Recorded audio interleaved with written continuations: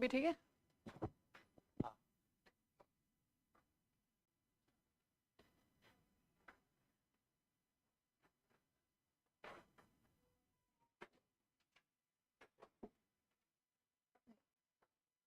So good morning everyone. कैसे हैं आप सभी? बहुत अच्छे, क्या बात है, वेरी गुड। सुन के अच्छा लगा। तो कल की क्लास में क्या पढ़ा था? भारतीयों के प्रतिनिधित्व की मांग करना, ठीक है। और आज का हमारा टॉपिक है, क्या टॉपिक है आज का? हाँ, राष्ट्रवादी भावना का उदय। चलिए लिखिए, हेडिंग लिखिए पहले, फिर समझते हैं इसे क्या है।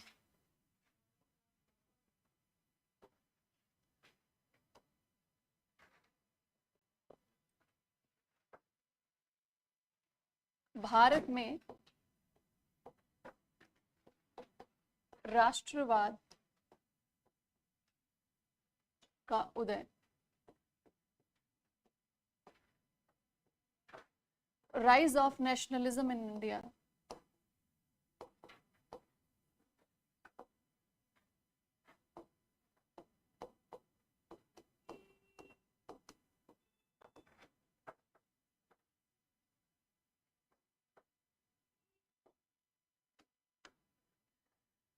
ठीक है, चलो पढ़ो एक बारी इस टॉपिक को। क्या नाम लिखा हुआ है हमने यहाँ पे? भारत में राष्ट्रवाद का उदय होना, ठीक है। Rise of nationalism in India. देखो ये तरीका आपको ना अपनी आदत बना लेना है। तो जब भी मेंस के क्वेश्चन आप सॉल्व करने बैठोगे तो उस क्वेश्चन को भी इसी तरीके से आप स्प्लिट करके जब समझ जाओगे ढंग से कि क्या लिखना क्या है, तो आपका आंसर भी बिल्कुल सही ही होगा, ठीक है। तो जैसा कि टॉपिक है कि भारत में राष्ट्रवाद का उदय, तो सबसे पहले हम इस शब्द को समझ लेते हैं कि राष्ट्रवाद है क्या।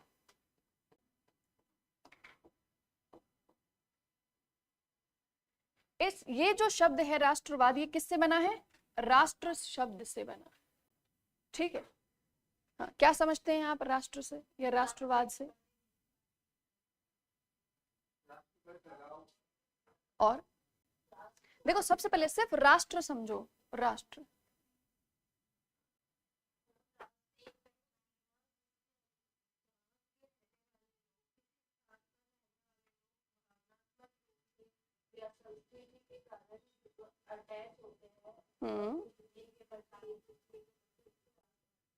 बिल्कुल, मतलब अगर हम किसी भी एक भूभाग की बात करें, ठीक है, चाहे वो भारत हो या कोई भी हो, एक निश्चित भूभाग के प्रति वहां रहने वाली जनता, चाहे फिर वो यहाँ रह रहे हो, उत्तर में रह रहे हो, दक्षिण में रह रहे हो, पूर्व या पश्चिम में रह रहे हो, एक निश्चित भूभाग में रहने वाली जो जनता है, जब वो अपनी इस पूरी भौगोलिक सीमा के प्रति एक होने की भावना अभिव्यक्त करती है ना, जब इसको पूरा एक महसूस करती है कि पूरी एक इकाई है, ये पूरा जो क्षेत्र है ये पूरी एक इकाई है, तो वो कैसी भावना होती है।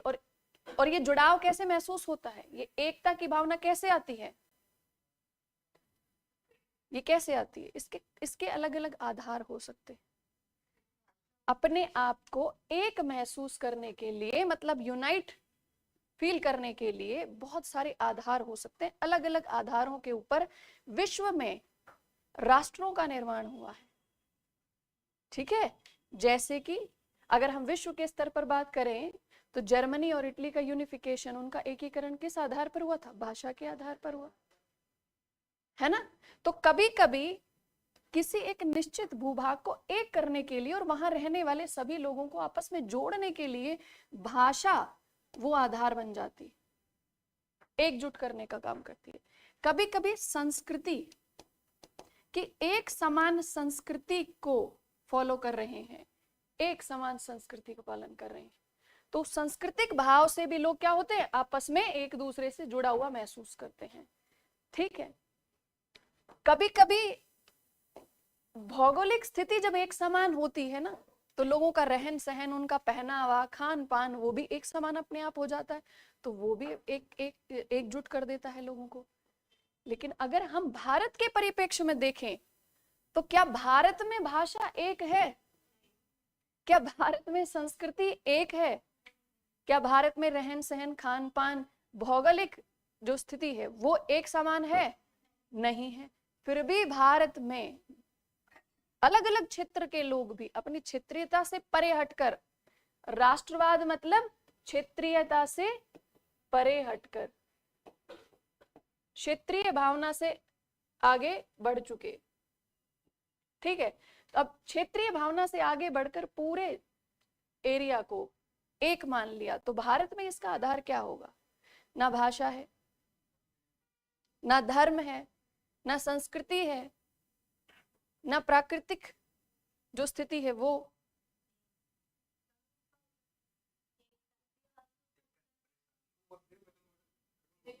हाँ, आपने अभी कुछ बोला, आपने क्या कहा अभी?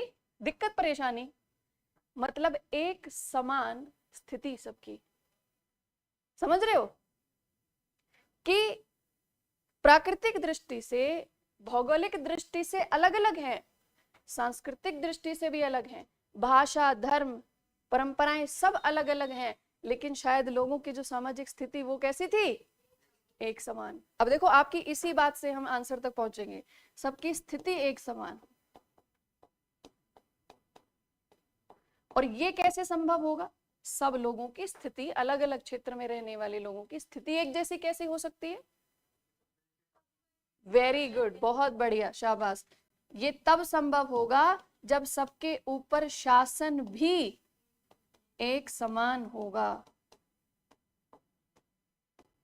जब शासन एक समान होता है, जब शासन की नीतियां एक जैसी होती है, अगर नीतियां अच्छी हुई तो सबकी स्थिति भी अच्छी होगी। अगर नीतियां शोषणकारी हुई, एक्सप्लॉयटेटिव हुई, तो सबकी स्थिति कैसी होगी? कमजोर होगी। इसका मतलब शासन एक समान होगा तो भी एक जैसा जुड़ाव आपस में हो जाएगा जनता के प्रति।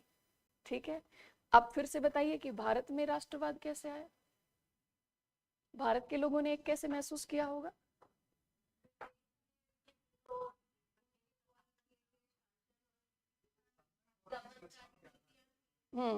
मतलब जब ब्रिटिश रूल भारत में आया है ना, तो ब्रिटिश ने एक जैसा शासन लागू किया भारतीयों के ऊपर, और एक समान शासन को देखकर, ठीक है, एक समान शासन है, एक जैसी स्थिति है भारतीयों की, ये देखने के लिए एक जगह से दूसरी जगह आना जाना भी उनका जरूरी था, तभी तो एक दूसरे को जाना ना उन्होंने।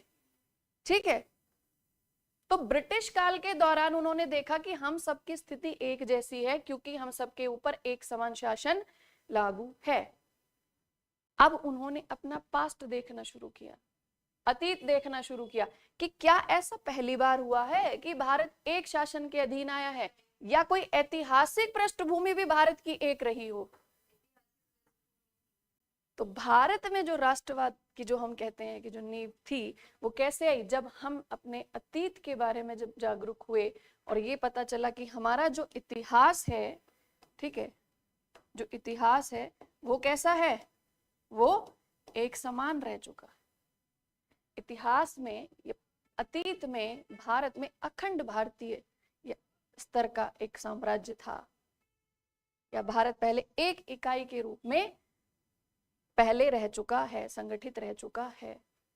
तो ऐतिहासिक जो पृष्ठभूमि होती है ना, वो भी मतलब एक जैसा अगर अतीत हो, एक जैसा इतिहास रहा हो, तो अलग अलग पृष्ठभूमि के लोग भी उस इतिहास की वजह से क्या हो जाते? एक हो जाते। तो जैसे भाषा अपने आप में एक आधार है एकजुट होने के लिए, या राष्ट्र निर्माण के लिए अगर संस्कृति, एक समान संस्कृति आधार है, उसी तरीके से एक जैसा इतिहास भी राष्ट्र का निर्माण कर सकता है। समझ में आई बात? हाँ, तो भारत में जो एक होने की बात है वो किस दृष्टिकोण से थी? वो थी ऐतिहासिक दृष्टिकोण से, कि भारत का तो इतिहास रहा है कि भारत चाहे भौगोलिक स्तर पर, भाषागत स्तर पर, धार्मिक स्तर पर अलग अलग रहा हो, लेकिन फिर भी हमारा इतिहास लगभग एक जैसा रहा है, प्राचीन समय से एक जैसा रहा है। समझ में आया? ठीक है, तो ये तो आपने समझा कि राष्ट्र क्या होगा। ठीक है, ये राष्ट्र का निर्माण कैसे होता है। यूरोप में भी जब राष्ट्रवाद जब आया, ठीक है, अब देखो ये तो एक हो गया राष्ट्र। अब हम राष्ट्रवाद की अगर बात करें तो राष्ट्रवाद क्या है, ये एक प्रक्रिया है, एक भाव है, और ये क्या प्रदर्शित करता है। एक तो हो गया राष्ट्र, एक हो गया राष्ट्रवाद। तो राष्ट्रवाद में क्या आता है, यहां पर भावनात्मक जुड़ाव आ जाएगा। राष्ट्र शब्द के लिए तो भौगोलिक सीमाओं का, किसी एक निश्चित सीमा का एक इकाई के रूप में स्वीकार करना जरूरी होता है, लेकिन जब राष्ट्रवाद की हम बात करते हैं तो वहां पे भावनात्मक जुड़ाव महसूस होना। हाँ हाँ, देखो राज्य शासन के लिए होगा। राज्य जो शब्द है वो शासन से जुड़ा हुआ है, और जो राष्ट्र शब्द आ जाता है उसमें शासन के साथ साथ पूरी भौगोलिक सीमाएं, क्योंकि राज्य की एक निश्चित सीमा नहीं हो सकती, वो तो जितना शासन प्रसारित होता चला जाएगा वहां वहां राज्य हो जाएगा। समझ में आया, समझ में आ रही बात। जैसे मान लीजिए पहले के जो राजा महाराजा थे वो क्या करते थे, वो अपनी शक्ति अपना विस्तार करने के लिए दूर दराज के क्षेत्रों में युद्ध करते थे, आक्रमण करते थे, वहां जीत लिया, वहां अपना शासन स्थापित कर दिया।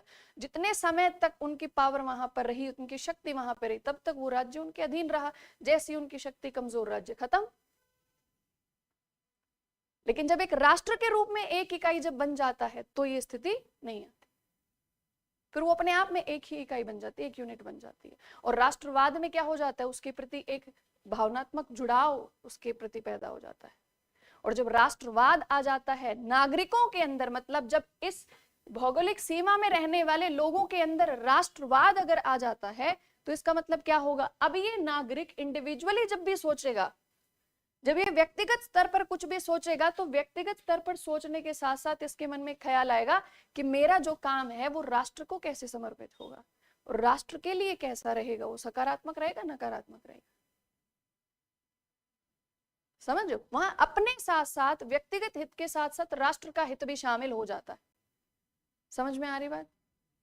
हाँ, तो ये होता है भावनात्मक रूप से जुड़ाव होना, राष्ट्रवाद की ओर प्रेरित करता है। और जब राष्ट्रवाद की बात आती है तो क्या क्या आता है कि हमारा, अब देखो राष्ट्रवाद जब आ जाएगा तो व्यक्ति क्या सोचेगा कि अब ये जो जो भौगोलिक सीमा है ना, अब इसमें अगर उत्तर भारत में भी या उत्तरी क्षेत्र में भी अगर कहीं पर कुछ आपदा आ गई, कोई संकट आ गया, कुछ भी नकारात्मक स्थिति आ गई, तो उसकी तकलीफ भारत के दूसरे हिस्सों में या देश के दूसरे हिस्सों में रहने वाले लोगों को भी महसूस होगी, वो जुड़ाव महसूस होगा, है ना। कोई भी आपातकाल की स्थिति होती है तो दूर दराज के लोग भी डोनेशन करना शुरू कर देते हैं कि वहां पे राहत काम होने चाहिए, लोगों की मदद होनी चाहिए। वो कैसे होता है, क्योंकि वहां पे भावनाएं जुड़ चुकी हैं, उसको एक राष्ट्र एक इकाई मान लिया गया है, और उसे अपने राष्ट्र के प्रति अपना दायित्व समझ लिया है। कि राष्ट्रवाद की भावना में होता है, व्यक्तिगत हित के साथ साथ राष्ट्र का हित भी व्यक्ति के साथ जुड़ जाए, राष्ट्रवाद। ठीक है, और जब तक राष्ट्रवाद की भावना नहीं आती तब तक व्यक्ति अपनी सीमाओं से बाहर निकलकर कभी प्रदर्शन, कभी कोई परफॉर्म नहीं करता। आपको क्या लगता है भारत में स्वतंत्रता के संघर्ष की जो लड़ाई थी, ठीक है, वो व्यक्तिगत लड़ाई थी या राष्ट्र के प्रति लड़ाई थी? वो राष्ट्र के प्रति लड़ाई थी। जब तक व्यक्तिगत लड़ाई थी तब तक तो वो लोग अपने अपने समूह बना के अपने अपने हितों के लिए लड़ रहे थे, चाहे फिर वो किसान विद्रोह हो, ठीक है, जनजाति विद्रोह हो, जैसा भी हो, तब तक सिर्फ व्यक्तिगत हित थे। लेकिन जब ये भावना जागृत हुई कि ये तो हमारा पूरा एक राष्ट्र है और हमें ये छोटी छोटी समस्याओं, इन क्षेत्रीय समस्याओं से मुक्ति हमें तब मिलेगी जब पूरे राष्ट्र में हमारा शासन होगा, या राष्ट्र में हमारे हित की सरकार हो, हमारे हित का शासन। तो राष्ट्र के प्रति भावना जब जागृत हुई, जब राष्ट्रवाद का उदय हुआ भारत में, तब से भारत की स्वतंत्रता की लड़ाई शुरू हुई है। तो ये टॉपिक बहुत ज्यादा इंपॉर्टेंट है, और किसी एक कारण ने राष्ट्रवाद को जन्म नहीं दिया, बहुत सारे कारणों का सम्मिलित परिणाम था ये। ठीक है, तो लिखो, चलो राष्ट्रवाद के बारे में लिखो कुछ।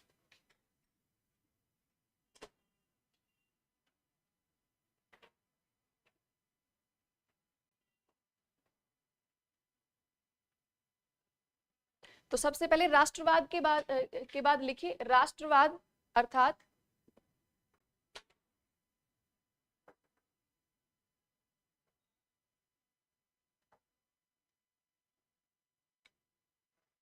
क्षेत्रीयता से ऊपर उठकर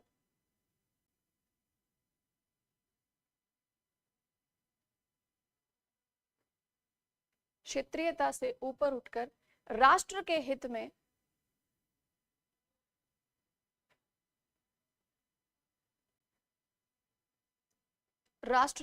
में भावनाओं का जागृत होना, राष्ट्र के हित में भावनाओं को जागृत होना। Good morning Preeti, Akshay, Harsh, Shubham, good morning to all. Next line लिखिए, लिखो औपनिवेशिक काल के दौरान, औपनिवेशिक काल के दौरान, नेक्स्ट लाइन है ये, भारत में राष्ट्रवाद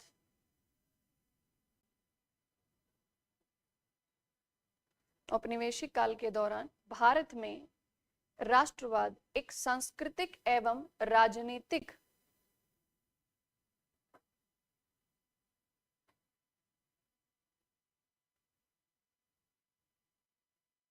आंदोलन था, राजनीतिक आंदोलन था जिसका उद्देश्य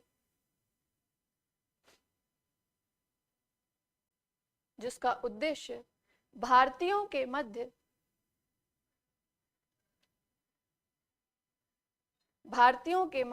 राष्ट्रीय भावना, यह लिखो, यह ऑब्लिक करके लिखो, राष्ट्रीय पहचान, भारतीयों के मध्य राष्ट्रीय पहचान, राष्ट्रीय भावना और गौरव की भावना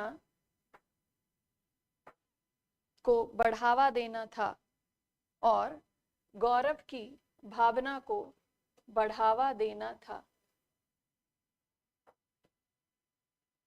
एक बार पढ़िए जो अभी लिखा है, पढ़िए सभी, हाँ पढ़िए।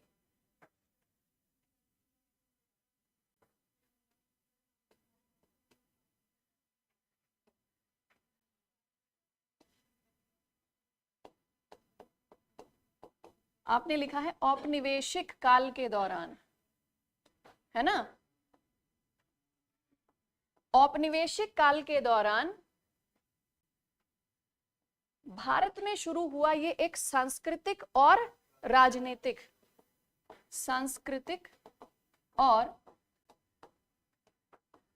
राजनीतिक आंदोलन था,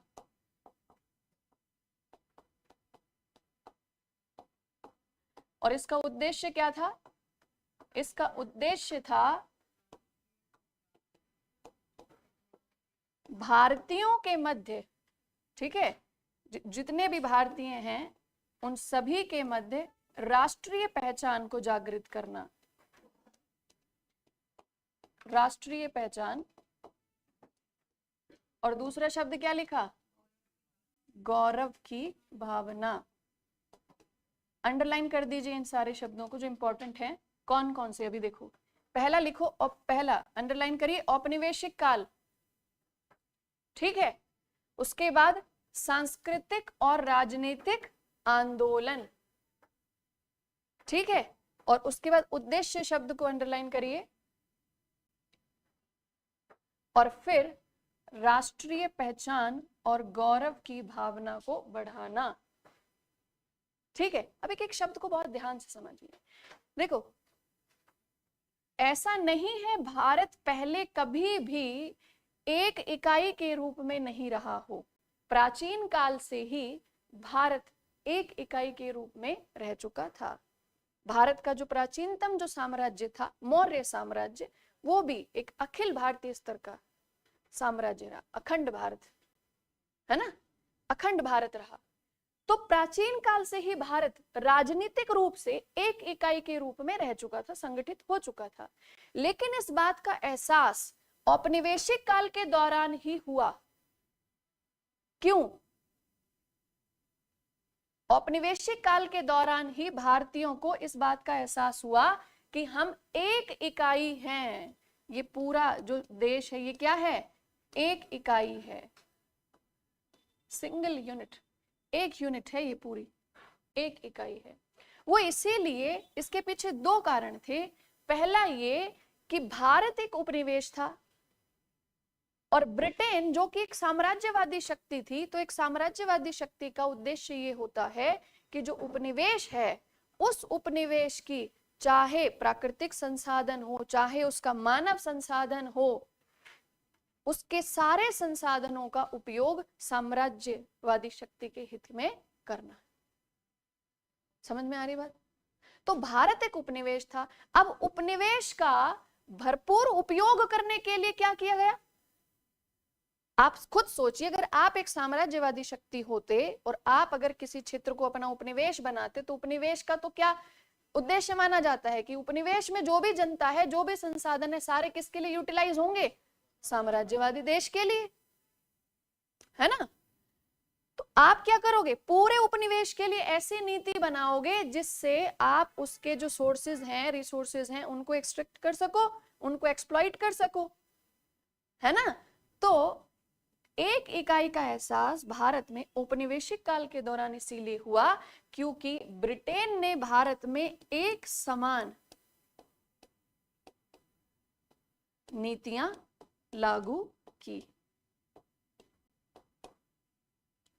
एक समान नीतियां लागू की मतलब, एक समान नीति का मतलब ये नहीं है कि हर जगह स्थायी बंदोबस्त ही जरूरी था, हर जगह महलवाड़ी या रैयतवाड़ी जरूरी था। नहीं, एक समान नीति का मतलब उनका स्वरूप कैसा था? शोषणकारी था,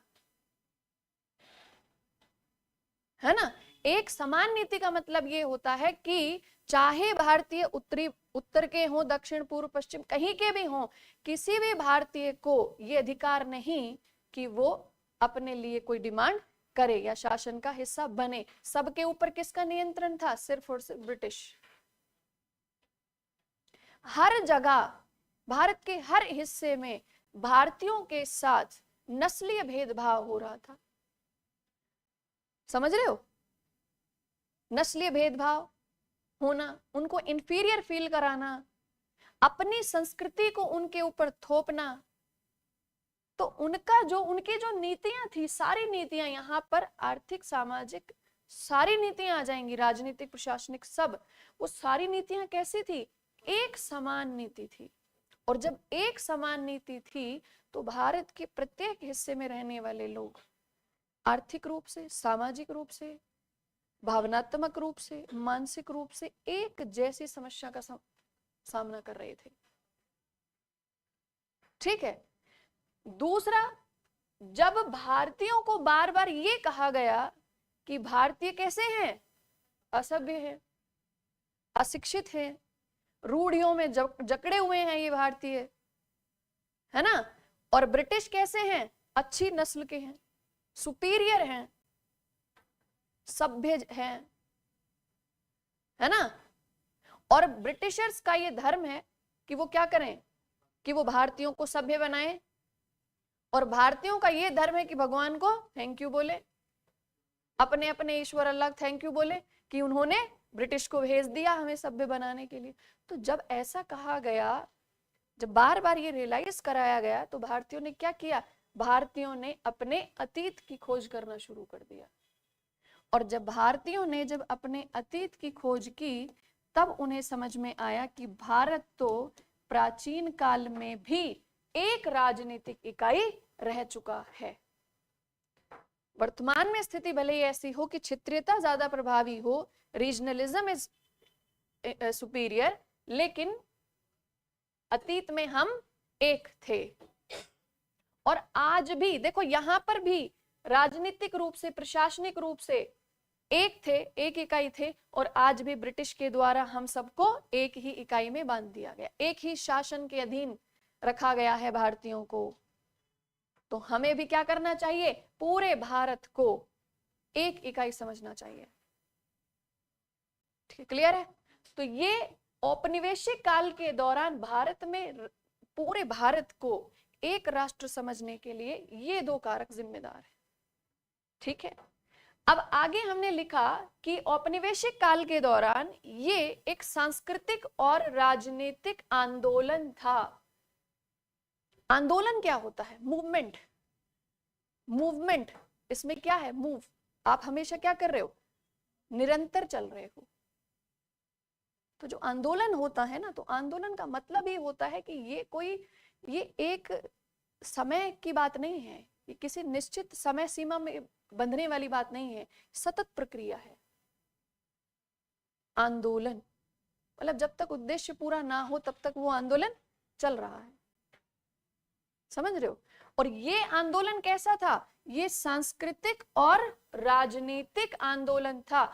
इसका मतलब जब राजनीतिक आंदोलन की बात यहाँ पे आती है तो हम वापस इन्हीं दोनों पॉइंट्स पे आ जाते हैं कि अगर पहले भी हम एक राजनीतिक इकाई थे, आज भी ब्रिटिशर्स ने एक ही शासन व्यवस्था भारत में लागू कर रखी है, तो क्योंकि हम सभी भारतीय, ठीक है, इसी भूमि से जुड़े हुए हैं, तो ये देश पहले हमारा है। शासन भारतीयों के ऊपर हो रहा है तो शासन में भागीदारी भारतीयों की भी होनी चाहिए।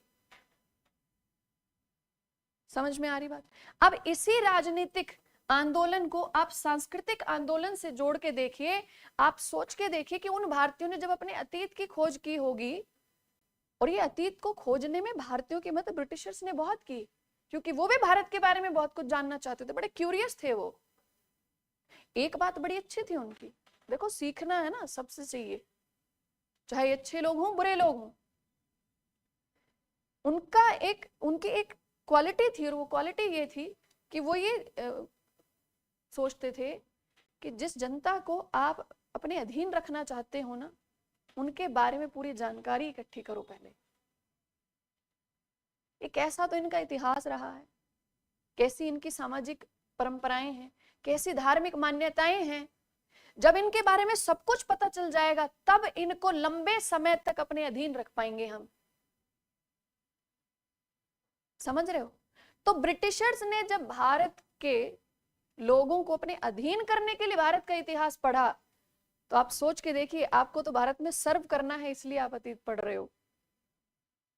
समझ में आ रही है बात? यूपीएससी ने हिस्ट्री को क्यों रखा सिलेबस में, समझ में आ रहा है?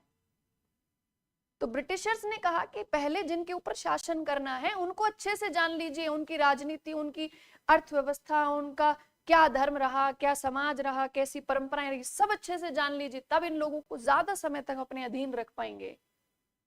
अब जब वो अतीत की खोज कर रहे थे तो भारतीय भी अतीत की खोज करने लगे, और जब अतीत की खोज की तब समझ में आया कि भारत में तो अशोक जैसे महान सम्राट रहे। समझ रहे हो? तब समझ में आया अशोक जैसे महान सम्राट रहे, जिन और इस मौर्य साम्राज्य को चाणक्य जैसे नीति निर्माता मिले, जो क्या कहते थे कि सम्राट कैसा होना चाहिए, राजा कैसा होना चाहिए? राजा ऐसा हो जो अपनी प्रजा को, अपने अधीन जितने भी लोग हैं उनको अपने संतान समझे, प्रजा ना समझे। क्या समझे? संतान। क्योंकि जब संतान समझेगा तो क्या होगा, जैसे फिक्र, जितनी केयर जैसे एक पिता अपने संतान की करता है, वैसे ही राजा भी अपनी संतान के लिए काम करेगा। बड़े तेज थे चाणक्य। जब उन्होंने कहा कि सारी जो प्रजा है वो आपकी संतान है, और संतान से कहा कि सारी प्रजा से कहा कि आप उनकी संतान हो, ये पिता के समान है राजा। तो एक बात बताइए, जब पिताजी जब कभी कभी मार पिटाई कर देते तो संतान नाराज होती है क्या? नहीं होती ना। तब क्या सोचते हैं, हमारे भले के लिए पीट रहे होंगे। समझ रहे हो? भावनात्मक रूप से जनता को जोड़ दिया राजा के साथ, और जब भावनात्मक रूप से जनता जुड़ जाती है ना तो शासन को अपने आप स्वीकार कर लेती है, वो दबाव डालने की जरूरत नहीं पड़ती। तो जब भारतीयों ने अपने अतीत को जाना, देन दे रियलाइज्ड कि भारत में तो इतने शूरवीर योद्धा हुए हैं, इतने बड़े बड़े महान सम्राट हुए हैं।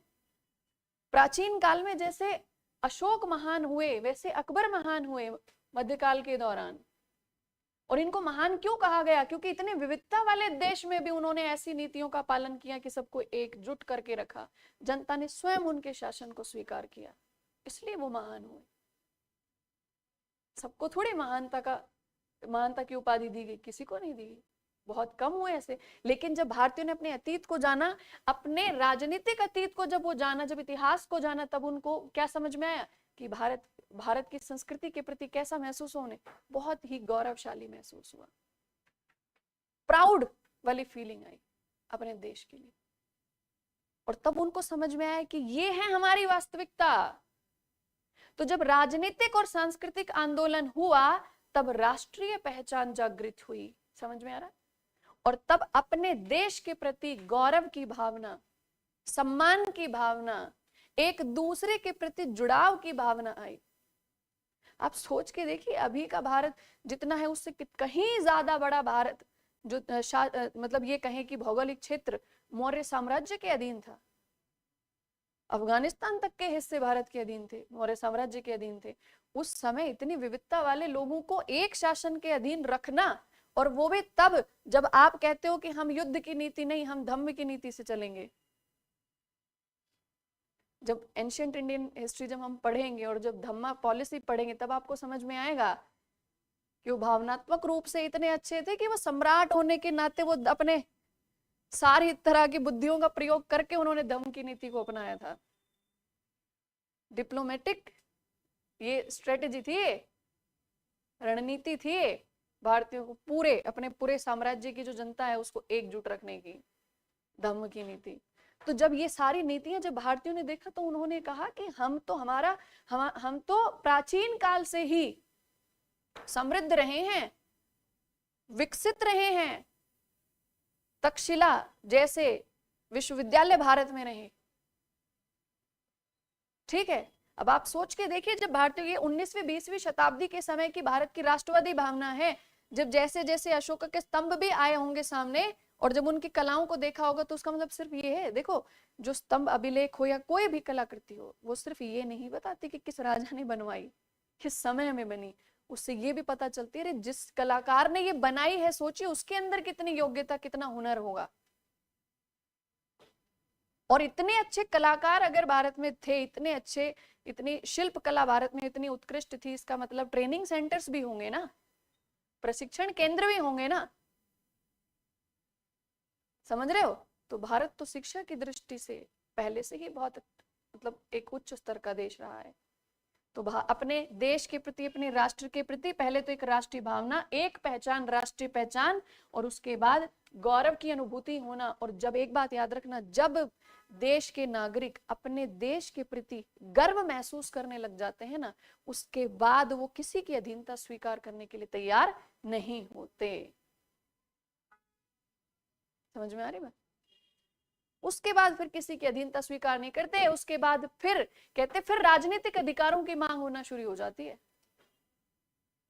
फिर शासन अपने हाथ में लेने की बात शुरू हो जाती है। और वही आंदोलन भारत में शुरू हुआ जब ये राष्ट्रवाद की भावना शुरू हुई। उसके बाद क्यों ये टॉपिक हमने इसको बीच में रखा, इसको स्किप भी कर सकते थे, इस टॉपिक को नहीं पढ़ाते, इस चैप्टर को छोड़ देते, ऐसे कोई स्पेसिफिक चैप्टर भी नहीं मिलेगा आपको ये, लेकिन इसे पढ़ना क्यों जरूरी है यूपीएससी के लिए? हाँ, एग्जैक्टली, वेरी गुड। क्योंकि अब जो स्वतंत्रता का संघर्ष अब जो शुरू होगा ना भारत में, ठीक है, पूरे राष्ट्र के स्तर पर, है ना, तब इसको पढ़ने के बाद आप उसे अच्छे से समझ पाओगे। और कई बार इससे सीधे क्वेश्चन भी आते हैं, भारत की राष्ट्रवादी भावना से सीधे, राष्ट्रवाद से सीधे क्वेश्चन भी आते हैं कि राष्ट्रवाद का उदय कैसे हुआ, कौन सी परिस्थितियां थी, कौन से कारक थे राष्ट्रवाद के उदय में, है ना। समझ में आया? अभी जो परिभाषा लिखी उसको पढ़ो एक बार, जो लाइनें लिखी आपने राष्ट्रवाद के लिए उसे पढ़िए, सभी ऑनलाइन ऑफलाइन में सभी पढ़ेंगे।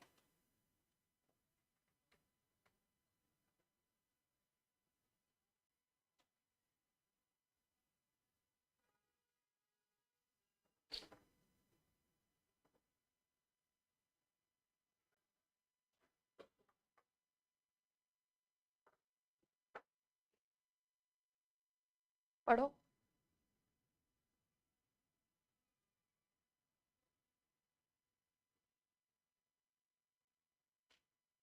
पढ़ लिया? अच्छे से समझ आ गया? चलो अब आगे बढ़ते हैं। अब देखो, ये तो हमने देखा राष्ट्र क्या होता है, राष्ट्रवाद क्या होता है, भारत में राष्ट्रवाद का उदय कैसे हुआ। जो ये जो बनाते हैं ना हम, जो लिखते हैं यहाँ पे शॉर्ट में, इसको भी नोट डाउन किया करो सभी। सिर्फ पैराग्राफ के फॉर्मेट में अगर आपके नोट्स बनेंगे तो फिर वो चीजें बोर करने लगेंगे। आप जब रिवीजन करोगे तो टाइम लगेगा उसको समझने में। जब आप इस तरीके से चीजें बनाओगे ना तो बस पेज पलटोगे, जैसे ये दिखेगा आपको पूरी कहानी याद आ जाएगी क्लास की। ठीक है, तो ये सब बनाना अपने नोट्स में बनाना शुरू करो। ठीक है, तो अब आगे जो भी हम लिखेंगे उस हिसाब से नोट कर लेना आप भी। ठीक है, चलो। हाँ, अभी अभी वो सारे उन सब की बात करेंगे। ठीक है, चलो अब देखो, अब देखते हैं कि भारत में राष्ट्रवाद का जो उदय हुआ उसके पीछे कारण क्या क्या थे। ठीक है, या भारत में राष्ट्रवाद का उदय कैसे हुआ, ऐसे ही लिखो, सीधी लाइन लिखो, भारत में राष्ट्रवाद का उदय कैसे हुआ।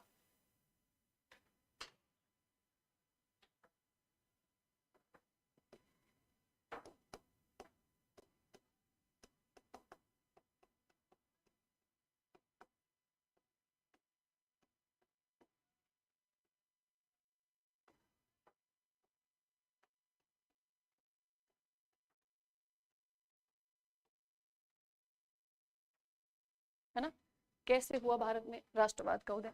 तो कहते हैं कि भारत के अंदर जो राष्ट्रवाद का जो उदय हुआ वो दो तरीके से हुआ। पहला, उसके लिए जो जिम्मेदार कारक है उसे हम कहते हैं, उसे कहते हैं परिणाम। क्या?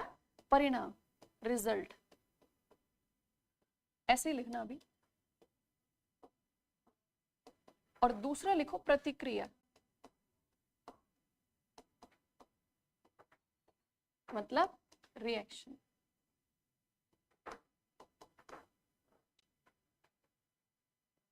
मतलब भारत में जो राष्ट्रवाद की भावना का जन्म हुआ वो क्या था? वो परिणाम था। ठीक है, ये परिणाम की वजह से। और दूसरा प्रतिक्रिया। अब परिणाम किसका? परिणाम किसका? शासन की नीतियों का। तो यहां पर लिखो शासन की नीतियों का।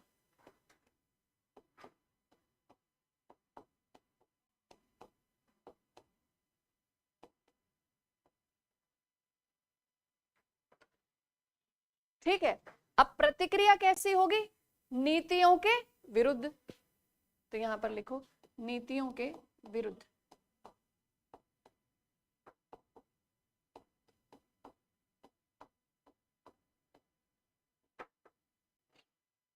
नीतियों के विरुद्ध प्रतिक्रिया।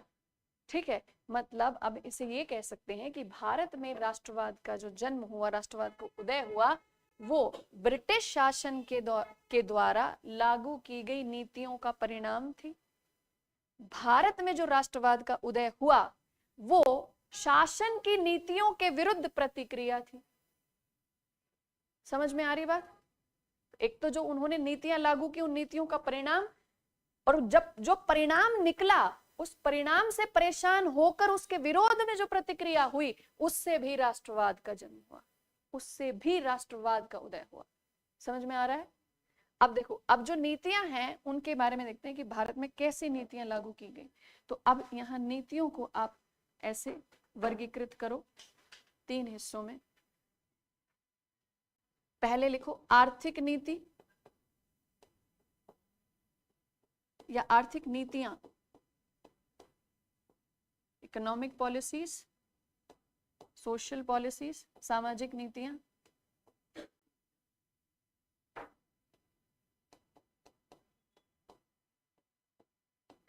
और तीसरा प्रशासनिक।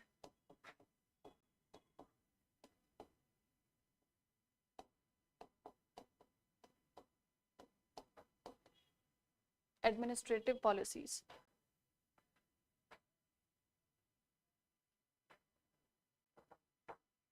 ठीक है, अब आर्थिक नीतियों में बताइए आर्थिक नीतियों में क्या क्या शामिल होगा? हाँ उनकी भू राजस्व नीतियां, और फिर राजस्व को वसूलने के तरीके। ठीक है, तो पहला यहां पे लिख लीजिए भू राजस्व नीतियां।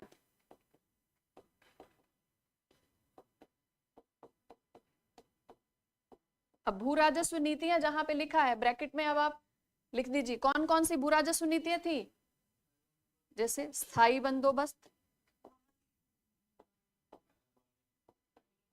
हाँ लिख दो सारे।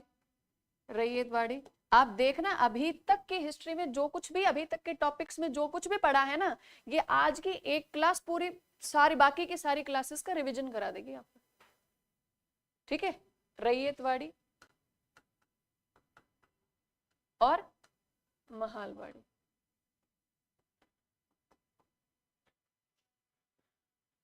ठीक है, तो ये भू राजस्व नीतियां थी, आर्थिक नीतियां। क्या सिर्फ इतने से यहीं तक सीमित है आर्थिक नीतियां? नहीं। Very good. अब क्या हुआ, ये तो भू राजस्व नीतियां लागू हुई तो भारतीय किसानों के ऊपर राजस्व का भार आया, है ना। जब राजस्व का भार आया तो उनके पास खुद के पास जीवन यापन के लिए बहुत कम जो आय जो थी उसका बहुत कम हिस्सा बचता था। और जब बहुत कम हिस्सा बचेगा तो उसकी स्थिति कैसी हो जाएगी, बहुत ज्यादा गरीब और कर्जदार किसान की स्थिति बन जाएगी। ये स्थिति भारतीय किसानों की हुई, ये आर्थिक स्थिति। देखो यहां हमने ये मत भूलना, यहां हम किस में लिख रहे हैं, परिणाम में लिख रहे हैं।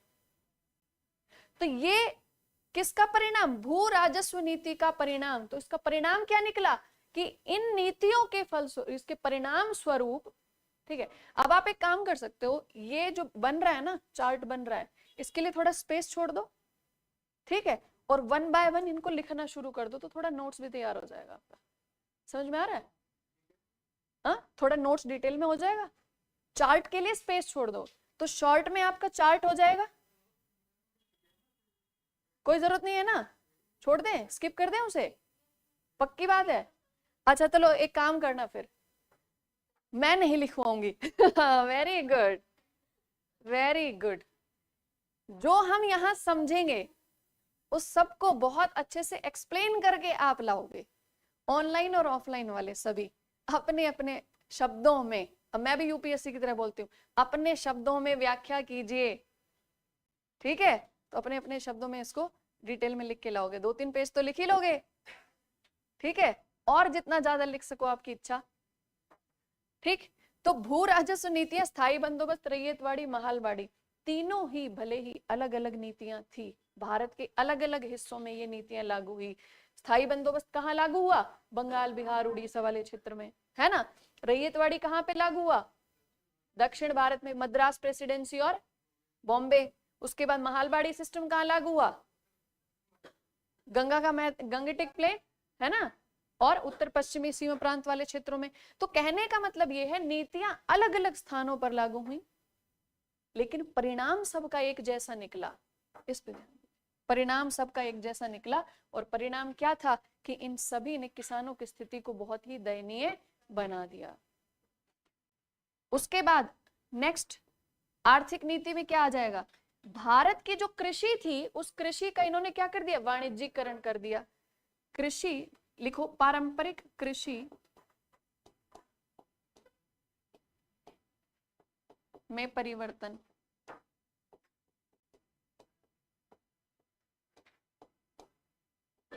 और ब्रैकेट में लिखना कृषि का वाणिज्यीकरण।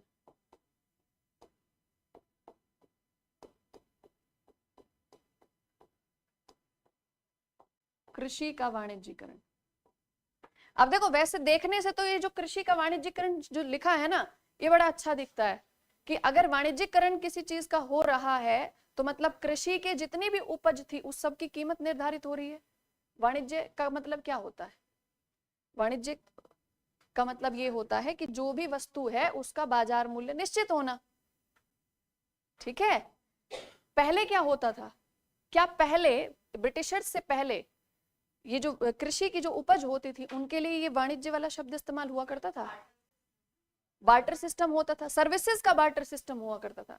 आप कभी पूछना अपने घर के बड़ों से, अपने ग्रैंड पेरेंट्स से पूछिएगा, क्या हुआ करता था, घर पे जो एक दूसरे की हेल्प लिया करते थे, डोमेस्टिक हेल्प होती थी, तो उसमें क्या करता था कि आप वर्ष भर यहाँ काम करिए, बदले में हम क्या करेंगे, आपके घर पे अनाज पहुंचा देंगे। अब क्या हुआ, अब जब ब्रिटिशर्स आए, उन्होंने क्या करना शुरू किया, भारत की जो उपज थी उसको वो ले जाने लगे कच्चे माल के रूप में ब्रिटेन। जब ब्रिटेन उस माल को लेके जाना था तो उसकी बाजार की कीमत निर्धारित होनी जरूरी थी। तो उस चक्कर में क्या हो गया, कृषि का वाणिज्यीकरण हो गया। जब वाणिज्यीकरण हो गया तो अब उस चीज का भारतीय समाज पर क्या प्रभाव पड़ा। देखो ये तो इकोनॉमिक पॉइंट हो गया, लेकिन अभी जो मैं पूछना चाह रही हूं उससे वो बताइए कि जब लोगों का आपसी व्यवहार कैसे बदला फिर इससे, जब उपज का वाणिज्यीकरण हुआ, कृषि का वाणिज्यीकरण हुआ, तो लोगों ने क्या कहना शुरू किया कि देखिए हमारे जो अनाज है इसकी कीमत इतनी है, आप जो सर्विस यहां दे रहे हो आप उसकी कीमत लगा लो। समझ में आ रही बात। अब जो डोमेस्टिक हेल्प होती है उसकी मंथली सैलरी होती है ना, हाँ, इसका मतलब हर वस्तु का, हर सेवा का एक मूल्य, उसकी एक कीमत निर्धारित होनी शुरू हो गई। और जो बार्टर सिस्टम हुआ करता था कि भाई आप हमारे यहाँ मदद कर दो, हमारे यहाँ जो चीज होगी वो हम आपको पकड़ा देंगे, एक दूसरे की मदद हो जाएगी, वो चीजें खत्म होने लगी। आपसी व्यवहार में क्या होने लगा, अब मूल्य बीच में आ गया, कीमत आ गई, और जब कीमत आ गई तो क्या होने लगा, बार्गेनिंग शुरू हो गई, कंपटीशन। भाई तुम 1500 रुपए ले रहे हो, वो 1200 रुपए में काम कर देगा, जाओ। समझ में आ रहा है। आपसी व्यवहार जो भारत की जो जो पहचान थी ना, कि लोग एक दूसरे से मिलकर रहते थे, थोड़ा बहुत लेन देन में कम ज्यादा हो जाया करता था, कोई ध्यान नहीं देता था कि 5-10 किलो अनाज फालतू से ही बच्चे ही तो खाएंगे, ये विचार होते थे बड़ों के पहले। अब भैया वेट मेजर कर लो पहले। समझ में आ रही बात। क्योंकि अब क्या हुआ, हर चीज की, हर वस्तु की और हर सेवा की कीमत निश्चित होने लग गई। तो ये भारतीय समाज पर इसका परिणाम निकला, प्रभाव पड़ने लगा। और जब हर चीज की कीमत निर्धारित होती है ना, तो लोगों के बीच में जो जुड़ाव होता है ना, सामाजिक व्यवहार जो होता है ना, वो परिवर्तित होना शुरू हो जाता है। ठीक है, व्यवहार में परिवर्तन आना शुरू हो जाता है। तो कृषि का वाणिज्यीकरण, ये तो हमने सामाजिक प्रभाव देखा। आर्थिक है तो आर्थिक दृष्टि से इसका परिणाम आगे क्या निकला कि भारत के जो हस्तशिल्प उद्योग थे, जो पारंपरिक हस्तशिल्प उद्योग का विनाश।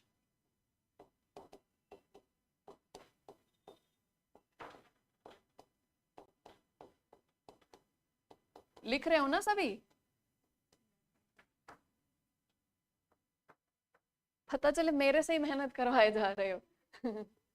जितना मैं लिख रही हूँ ना, उससे 1-2 शब्द फालतू मिलने चाहिए आपकी कॉपी में। ठीक है, पारंपरिक एक्सप्लेन घर से करना है। ये क्या कर रहे हो तुम। एक्सप्लेन, हाँ, इनको एक्सप्लेन करना बाद में आप। ठीक है, पारंपरिक हस्तशिल्प उद्योगों का विनाश। तो आर्थिक नीतियां, भू राजस्व नीतियां, इनका परिणाम क्या निकला, किसानों की स्थिति खराब। उसके बाद पारंपरिक कृषि में परिवर्तन हुआ, कृषि जो उपज थी उसका वाणिज्यीकरण हुआ। जब वाणिज्यीकरण हो गया तो इससे दिक्कत ये आई कि भारत में जो हस्तशिल्प उद्योग थे, उनके लिए आवश्यक जो कच्चा माल था वो अब बंद हो गया।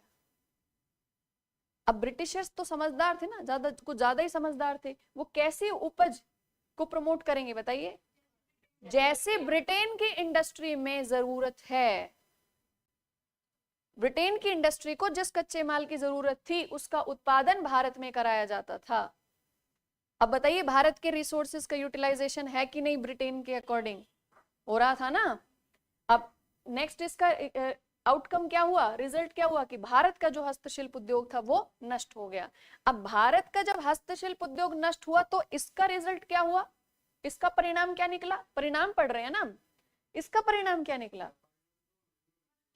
वेरी गुड, कि जितने भी हस्तशिल्प उद्योगों में जो कारीगर, जो मजदूर लगे हुए थे, उन सबका रोजगार चला गया। और जब उनका रोजगार चला गया है ना, तो यहाँ पे लिख दो बेरोजगारी में वृद्धि।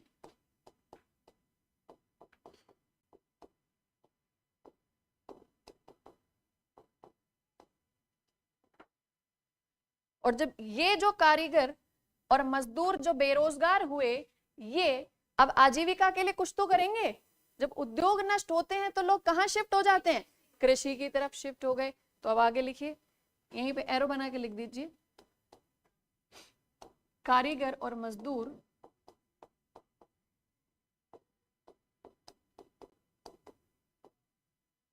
कहाँ चले गए? कृषि क्षेत्र में चले गए।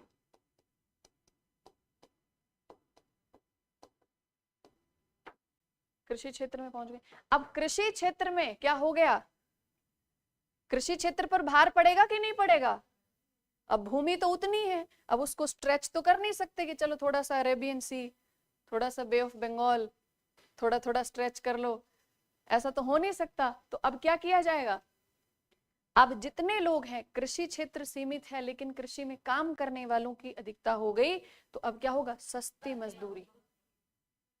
अब ब्रिटिशर के लिए कितने फायदेमंद सिचुएशन रही होगी, आप सोच के देखिए। भारत की भूमि उनके लिए कैसी भूमि बन गई? ये वो भूमि बन गई जो ब्रिटेन की इंडस्ट्री के लिए कच्चा माल उगाती थी, और भारत के लोग उनके लिए वो सस्ते मजदूर बन गए जो ब्रिटेन की इंडस्ट्री के लिए कच्चा माल बनाते थे।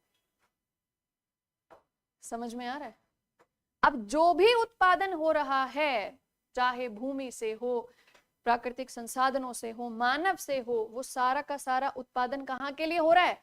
ब्रिटेन के लिए हो रहा है। तो क्या हम ये कह सकते हैं कि ब्रिटिश की जो भू राजस्व नीतियां थी, उन भू राजस्व नीतियों ने ब्रिटेन का विकास किया? उन भू राजस्व नीतियों ने ब्रिटेन में औद्योगिकरण को बढ़ावा दिया? क्या इसे ये कह सकते हैं कि भारतीय किसानों की जो आय का हिस्सा इन्होंने जो लिया राजस्व के रूप में, उसी आय के हिस्से ने ब्रिटेन में औद्योगिक क्रांति करवाई? बिल्कुल कहेंगे जी, हम कहेंगे, हक बनता है हमारा। ठीक है, तो ये आर्थिक नीतियों का परिणाम। उसके बाद सामाजिक। अच्छा बताइए, कोई कुछ और पॉइंट बचा है इसमें? पढ़ लिया आपने ये सारे? तो सोचिए, कॉपी देखिए। ऑनलाइन वाले भी जितने रेगुलर क्लासेस अटेंड करते हैं, नोट्स तो बना ही रखे होंगे सबने। Very good. व्यापार को कैसे हानि हुई भारत में?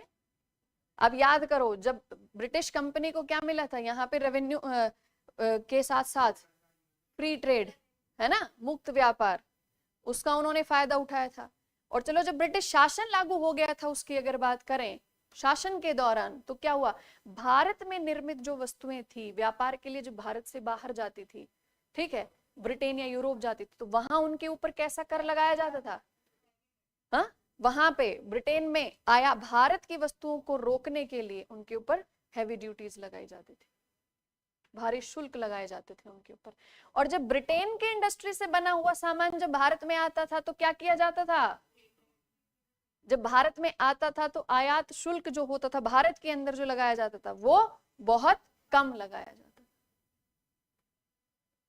इसीलिए जब भारत में, जब 1885 के आसपास जब ये भारतीय राष्ट्रीय कांग्रेस का गठन हुआ और भारतीयों ने अपनी मांग रखी, तो इनकी डिमांड्स पता है क्या थी? इनकी डिमांड ये थी कि ब्रिटिश शासन सेना में जो खर्च कर रही है उस खर्च में कमी लाए। जो सैन्य खर्चे हैं ब्रिटिश शासन के, उनको कम किया जाए। अधिकारियों के ऊपर जो इतना ज्यादा खर्चा किया जाता है, ठीक है, उसको कम किया जाए। भारत की वस्तुओं के ऊपर जो शुल्क लगाया जाता है निर्यात के लिए, उसको कम किया जाए। और ब्रिटेन से वस्तुएं जो भारत में आ रही हैं, उनके ऊपर आयात शुल्क बढ़ाया जाए, ताकि भारत के व्यापार को सुरक्षित रखा जा सके, भारत के व्यापारियों का की जो आय है उसको सुरक्षित किया जा सके। ठीक है, तो उसको लिखो यहां पर एक पॉइंट। तो लिखो,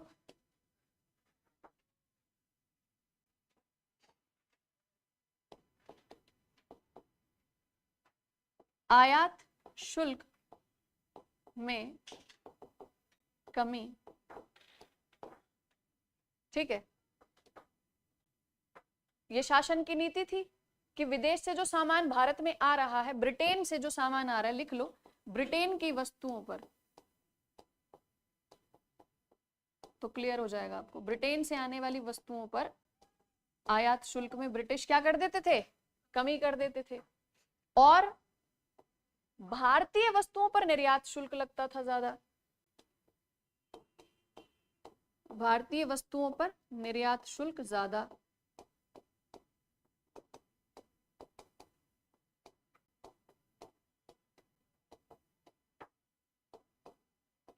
या निर्यात शुल्क में वृद्धि।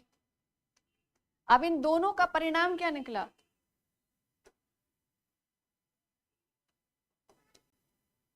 इन दोनों का परिणाम क्या निकला? भारतीय व्यापार में हानि।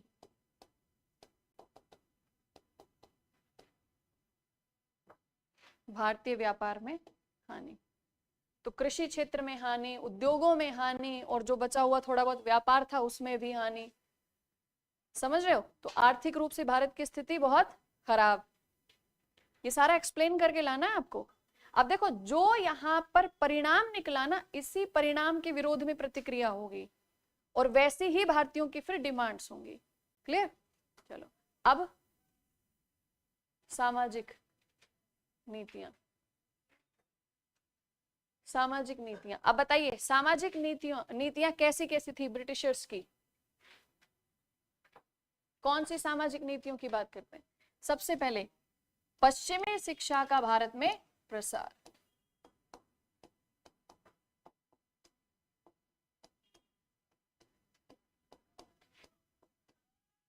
अब पश्चिमी शिक्षा का भारत में प्रसार होगा तो इसका कोई परिणाम इसके कैसे रहे होंगे बताइए? इसके दो तरीके से परिणाम रहे होंगे। कैसे? पहला परिणाम ये रहा जिसे हम सकारात्मक कह सकते हैं, ठीक है? ठीक। और दूसरा भी होना तो चाहिए सकारात्मक ही, लेकिन वो विरोध का कारण बना, ठीक है? तो अब इसका एक परिणाम नकारात्मक किसके नजरिए से? साफ लिख देते हैं, हमारी नजर से नहीं, रूढ़िवादी भारतीयों की नजर में। हम नहीं है भाई रूढ़िवादी।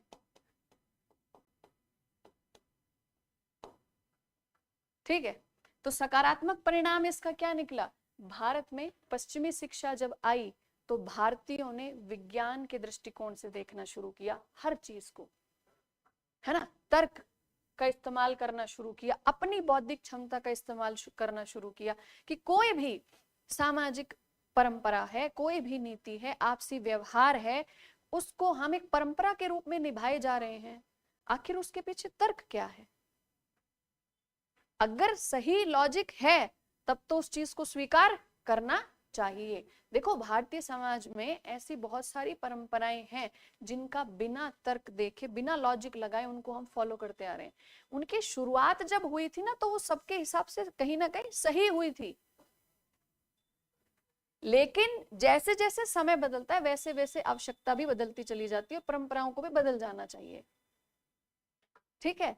जब आप इंडियन सोसाइटी पढ़ोगे ना, और इंडियन सोसाइटी की जब आप एक सुव्यवस्थित और आदर्शवादी स्थिति की तरफ जब आप ध्यान दोगे ना, समाज, और समाज की जो एक इकाई होती है, मूल इकाई, जिसे परिवार कहा जाता है, तो परिवार में जब तक एक दूसरे की जिम्मेदारियां सुनिश्चित ना की जाए ना, तब तक वो परिवार बंध के रह ही नहीं सकता। देखो, आज हम क्या कहते हैं? व्यक्तिगत स्वतंत्रता की बात करते हैं, ठीक है? चाहे पुरुष हो, वो अपनी व्यक्तिगत स्वतंत्रता की बात करते हैं, महिला अपनी स्वतंत्रता की बात करती है। महिला सोचती है कि ये मेरे ऊपर एक बंधन है, और पुरुष क्या सोचते हैं? ये मेरा अधिकार है कि मैं इसको सप्रेस करूं। दोनों की सोच गलत है।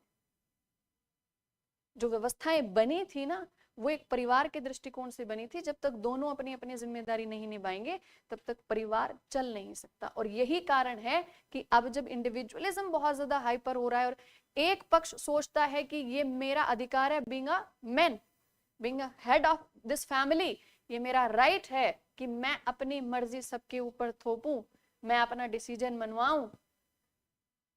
और वही महिला उसको फिर क्या कंसिडर करना शुरू कर देती है कि ये मेरे ऊपर सप्रेशन है, मेरे ऊपर बंधन है, तो वहीं से परिवार खत्म होना शुरू हो जाता है। और इसीलिए आज के टाइम पे जो फैमिलीज के जो इशू है वो इसी वजह से।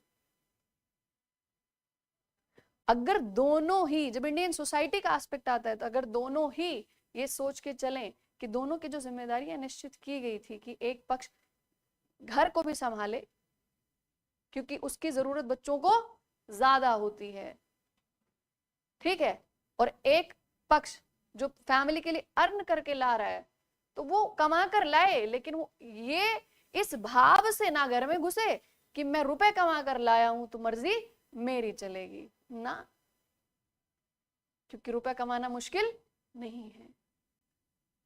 पुरुष भी कमा सकते हैं, महिलाएं भी कमा सकती हैं, और महिलाएं ज्यादा भी कमा लेती हैं। ये तो जिम्मेदारी का भाव होता है कि जहां आवश्यकता हो वहां वो पक्ष अपने आप अपनी जिम्मेदारी को समझ ले। ये भारतीय इतिहास में आप पढ़ोगे, ठीक है, भारतीय इतिहास में जब हम सोशल हिस्ट्री पढ़ते हैं ना, तो वहां आता है, इंडियन सोसाइटी का भी हिस्सा आता है। इसीलिए आप क्वेश्चन नहीं देखते यूपीएससी के, कैसे क्वेश्चन पूछे इस बार यूपीएससी ने इंडियन सोसाइटी के, ऐसे जैसे आम बातचीत में हम डिस्कशन करते हैं ना, वो क्वेश्चन यूपीएससी पूछ रहे हैं मेंस में। और जैसे अभी हम डिस्कस कर रहे हैं ना, इन्हीं में से कोई एक क्वेश्चन उठ के आ जाएगा आपके पेपर में, देख लेना। हाँ आएगा, जरूर आएगा, और जो नहीं ध्यान देगा उसके क्वेश्चन पेपर में जरूर आएगा। सच बता रही हूं मैं, मजाक नहीं कर रही आएगा। क्योंकि ऐसे ही अभी कुछ दिनों, मतलब कुछ महीनों पहले क्लास में डिस्कशन हो रहा था, और डिस्कशन किस टॉपिक पे था कि बच्चों को मोबाइल्स दे देते हैं ना पेरेंट्स, क्योंकि सबको रील देखने की आदत है। मम्मी को अपने फोन में रील देखनी है, डैडी को अपने फोन में रील देखनी है। आप देखिए कभी पब्लिक प्लेस में या कभी पब्लिक ट्रांसपोर्ट अगर यूज करो तो आप देखना मम्मियां क्या करती हैं, वो सोचती हैं कि बच्चा मेरा दिमाग ना खाए ज्यादा, उसको फोन पकड़ा दो। बच्चे को फोन क्यों अट्रैक्ट करता है, उसमें साउंड इफेक्ट, उसका कलर इफेक्ट, स्क्रीन की जो लाइट है वो अट्रैक्ट करती है बच्चे को। वरना एक छोटे से बच्चे को क्या पता कि ये भी फोन है। अब उसको वो लाइट, वो कलर्स, वो साउंड वो अट्रैक्ट करता है, वो छोटा सा बच्चा जिद करने लग जाता है फोन की। उसके हाथ से फोन ले लो, पूरे घर में आतंक मचा देगा। और फोन दे दो, उसके बाद भूल जाओ कि घर में कोई बच्चा भी है, वही नहीं बताएगा कि मैं भी हूं। हाँ, रील्स देखते रहते हैं, और उनको बहुत जल्दी फोन यूज करना आ जाता है क्योंकि टच स्क्रीन फोन है, उनको पता है ऐसे करो, स्लाइड्स चेंज होती चली जाएंगी। यूपीएससी ने क्वेश्चन पता है मेंस में क्या पूछ लिया, इसी बात से कि आप बच्चों की परवरिश से ही क्वेश्चन पूछ दिया। बताइए, यूपीएससी वो एग्जाम है ही नहीं जो आपसे किताब में लिखा हुआ लाइन बाय लाइन उठा के पूछ देगा। यूपीएससी आपकी बौद्धिक क्षमता से क्वेश्चन पूछता है कि आप अपने समाज में कितना जागरूक होकर अपने आसपास की चीजों को ध्यान देते हो। जो चीज गलत दिखाई देती है उसके लिए क्या कभी आप सोचते हो, जो गलत है उसके लिए कहा तो कई बार होगा, क्या इन बच्चों को बार बार फोन दे देना। लेकिन ये सोचना कि ये फोन दे देने से इसकी ग्रूमिंग पर, इसके पालन पोषण पर, जो इसका व्यक्तित्व का निर्माण होगा उस पर कैसा असर पड़ेगा, ये हमें बहुत शुक्रगुजार होना चाहिए हमारे माता पिता का, जिन्होंने हमें चरण स्पर्श करना सिखाया, अपने से बड़ों का सम्मान करना सिखाया। आजकल की जनरेशन हाथ मिलाती है पहले, समझ रहे हो, बहुत कम पेरेंट्स हैं जो सिखाते हैं बच्चों को कि सुबह उठते जाइए अपने बड़ों के पैर छुइए, जाओ नमस्ते करो ना। अब थोड़ी, अब तो ये तो अलग ही हो गया सारा। तो हमें धन्यवाद करना चाहिए और थोड़ा जागरूक होना चाहिए कि आगे की पीढ़ियों को कम से कम हम तो सिखाएं कुछ तो।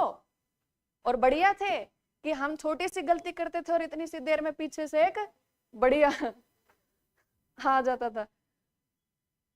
वो जो थप्पड़ हमें पड़े हैं ना, उन्हीं की वजह से हमारे अंदर ये क्षमता है कि जीवन की जो परिस्थितियां होती है ना, हम उसमें थोड़ी बहुत देर परेशान होके फिर आगे बढ़ जाते हैं। ठीक है, ये जीवन बहुत संघर्षपूर्ण जीवन है ये, और यूपीएससी आपको सब सिखा देगा क्योंकि आप यूपीएससी का एग्जाम दे रहे हो। तो यहाँ पे बहुत मुश्किल दौर भी आएंगे, डर भी लगेगा कभी कभी, समझ रहे हो, लेकिन उस डर में आपको घबरा के सब कुछ छोड़ नहीं देना है। फिर आपको क्या सोचना है, अरे इतने हर्ट तो हम घर में 4 बार हो जाते हैं समझ रहे हो, इतना ईगो तो हमारा घर में रहता ही नहीं है। तो ऐसे बन जाइए। यूपीएससी को बिल्कुल फ्लेक्सिबल कैंडिडेट्स चाहिए, क्योंकि सोच बहुत अच्छी हो, ठीक है, जुनून हो कि हाँ बनना ही है, करना ही है, और डर नहीं हो बस, और डर भी हो तो उसका समाधान निकाल ले टाइम पे, ठीक है, ऐसे वाला एकदम ऐसी पर्सनालिटी बना लो। ठीक है, तो सकारात्मक प्रभाव क्या पड़ा पश्चिमी शिक्षा का, कि भारतीय जब शिक्षित हुए तो उन्होंने तर्क लगाना शुरू किया, अपने विवेक अपनी सूझबूझ का इस्तेमाल किया, ठीक है, वैज्ञानिक आधार पर या वैज्ञानिक दृष्टिकोण से सोचना शुरू किया। और जब जीवन में ये चीजें लागू हो जाती हैं तो आप परंपराओं से मुक्त होना शुरू हो जाते हो।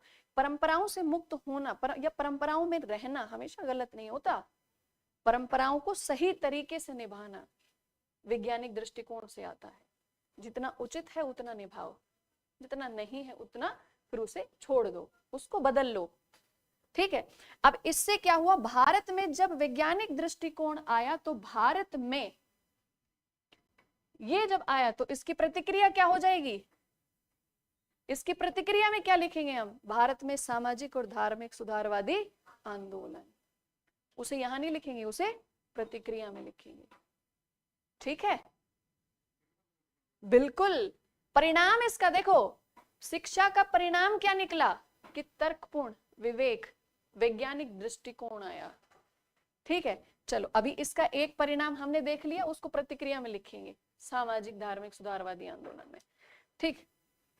वो अपने आप में एक राष्ट्रवाद की भावना थी ना, बिना राष्ट्रवाद की भावना आए आप सुधार के लिए प्रेरित नहीं हो सकते, ठीक है। दूसरा इसका परिणाम क्या निकला, जब वैज्ञानिक दृष्टिकोण आया, तर्क आया, विवेक आया, एक शब्द और जोड़ लो यहां पर, जब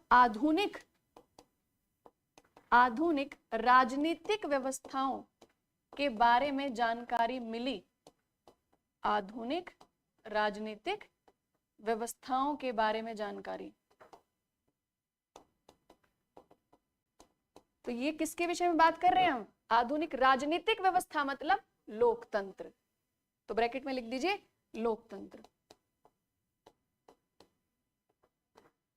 अब ये इसका एक परिणाम निकला, जब शिक्षा मिली तो लोकतंत्र के बारे में जानकारी मिली, जब लोकतंत्र के बारे में जानकारी मिली तो नागरिकों के अधिकारों का बोध हुआ, समझ रहे हो, जनता को अपने राजनीतिक अधिकारों का बोध हुआ, लिखो राजनीतिक अधिकारों का बोध,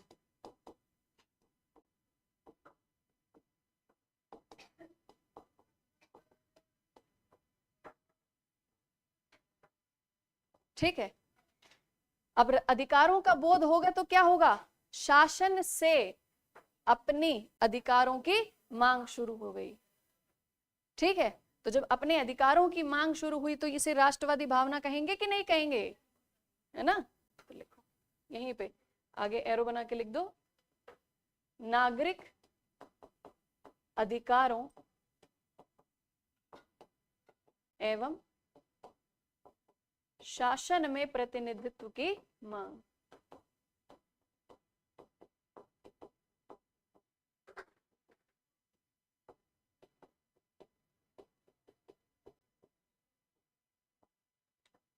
ठीक है, शासन में प्रतिनिधित्व की मांग। और ये इससे क्या हुआ, इसका परिणाम क्या निकला, राष्ट्रवाद आया। क्यों, जब शासन ने इन अधिकारों को इग्नोर करना शुरू किया, अधिकार नहीं दिए, नागरिकों की इन डिमांड्स को इग्नोर करना शुरू किया, तब नागरिकों ने क्या सोचा कि देश हमारा, नागरिक हम, और नीति निर्माण कहां, ब्रिटेन में, संसाधन हमारे, काम करने वाले लोग हमारे, लेकिन विकास कहां का हो रहा है, ब्रिटेन का। तो इससे आया कि मेरे राष्ट्र के, अगर मेरे देश के अगर संसाधन हैं तो उनका उपयोग भी मेरे देश के विकास के लिए होना चाहिए, और तब राष्ट्रवाद की भावना का उदय हुआ। समझ में आ रहा है, ठीक है। चलिए अब जो नकारात्मक पहलू था इसका, ठीक है, किसके दृष्टिकोण से, रूढ़िवादी भारतीयों के दृष्टिकोण से, तो क्या समझा गया, इसे ये समझा गया कि भारतीय समाज व धार्मिक मान्यताओं में हस्तक्षेप।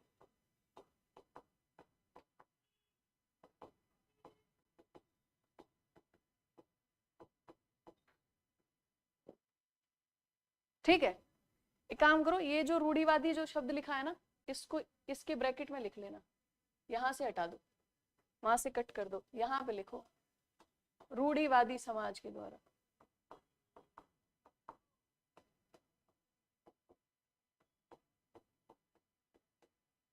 अब इसका एक और यहां पे परिणाम हम क्या जोड़ेंगे कि जब ब्रिटिशर्स ने अपनी शिक्षा प्रणाली भारत में लागू की, ठीक है, भारतीय समाज को क्या कहना शुरू किया उन्होंने? भारतीय समाज को जब ब्रिटिशर ने असभ्य कहा,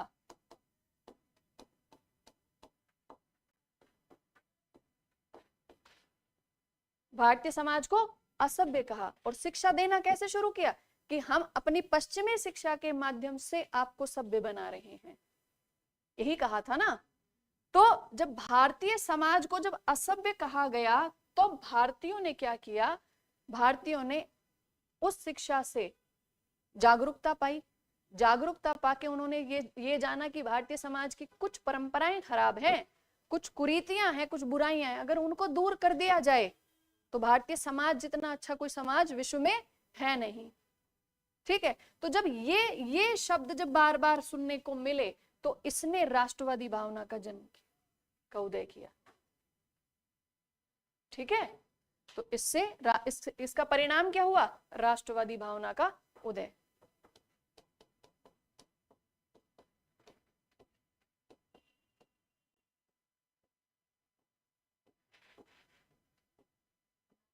यस,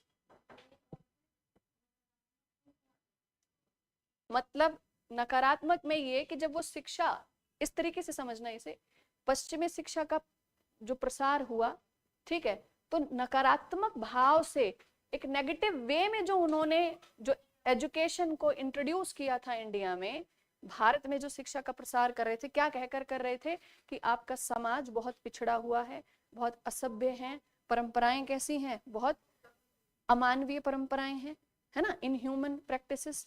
तो जब वो नकारात्मक तरीके से भारत के अंदर जब शिक्षा का प्रसार हुआ, तब इसका परिणाम ये निकला कि भारत में राष्ट्रवाद की भावना जागृत हुई। और इसकी प्रतिक्रिया कैसी होगी?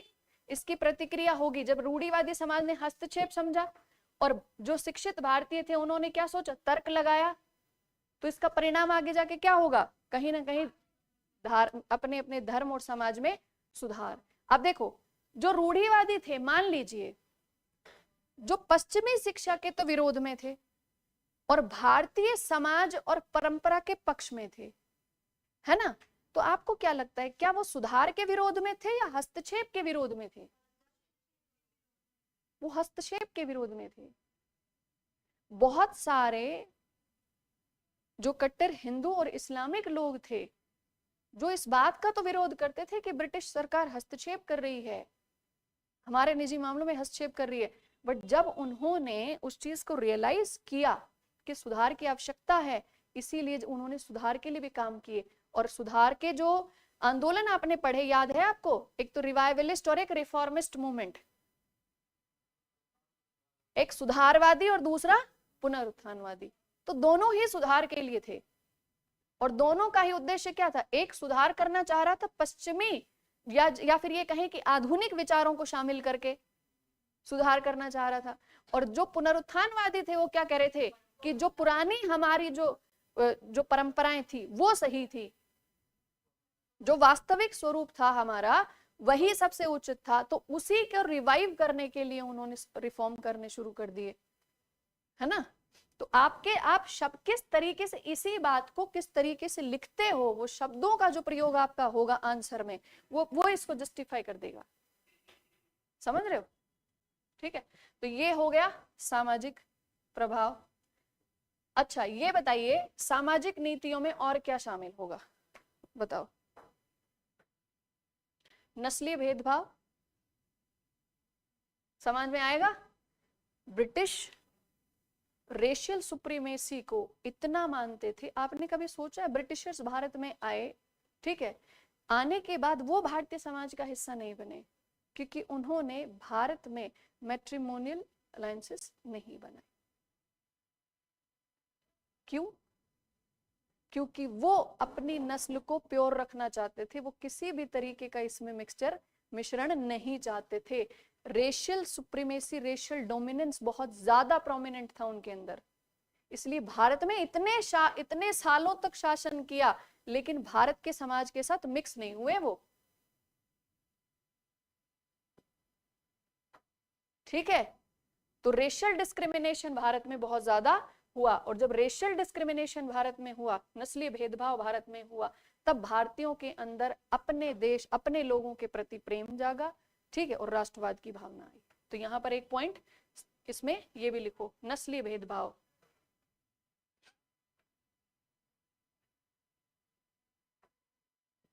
एक ये हो गया, एक ये हो गया, तीसरा लिख लो नस्लीय भेदभाव। नकारात्मक नहीं लिख रहे, हाँ ये नकारात्मक वाले में ही लिख रहे हैं, नस्लीय भेदभाव।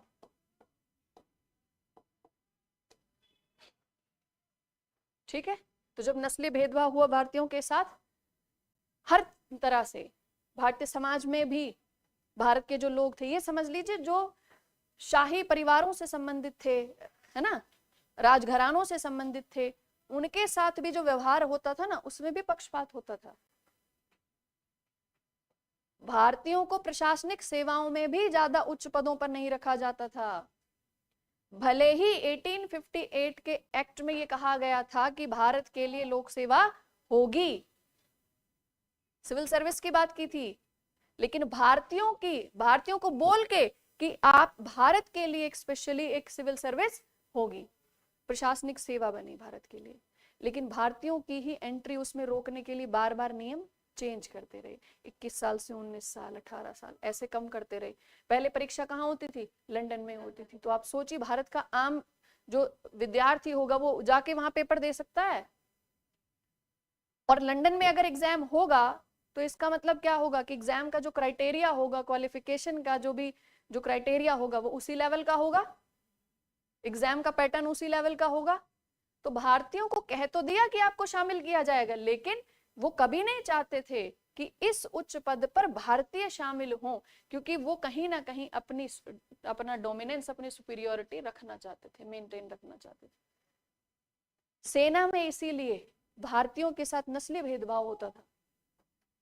और तो छोड़िए, लॉर्ड लिटन का जो रूल था, कौन सा वाला?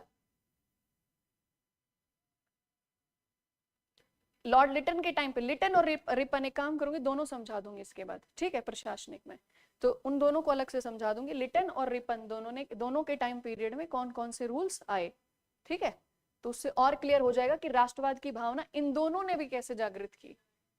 ठीक है, चलिए ये लिख लिया, ठीक। चलो अब ये हो गया सामाजिक, अब प्रशासनिक। अब ब्रिटिश की प्रशासनिक नीतियां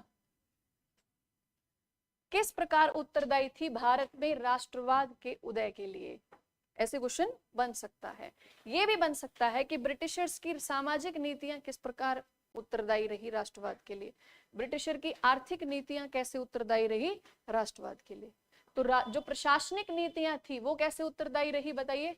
पूरे भारत में, संपूर्ण भारत में एक जैसी शासन व्यवस्था को लागू करना, पहला पॉइंट लिखो, संपूर्ण भारत में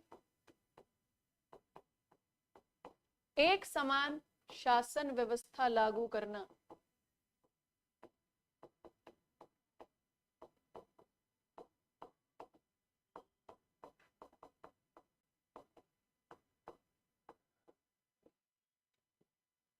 ठीक है, कि एक ही स्थान से कानून बनाए जा रहे हैं, नीतियां बनाई जा रही है, और फिर संपूर्ण भारत में उन नीतियों को लागू किया जा रहा है।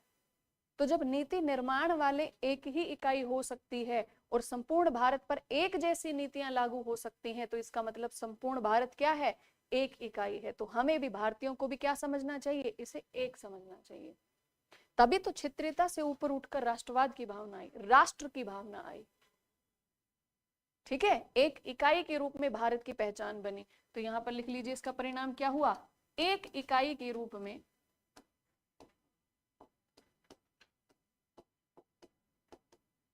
भारत की पहचान।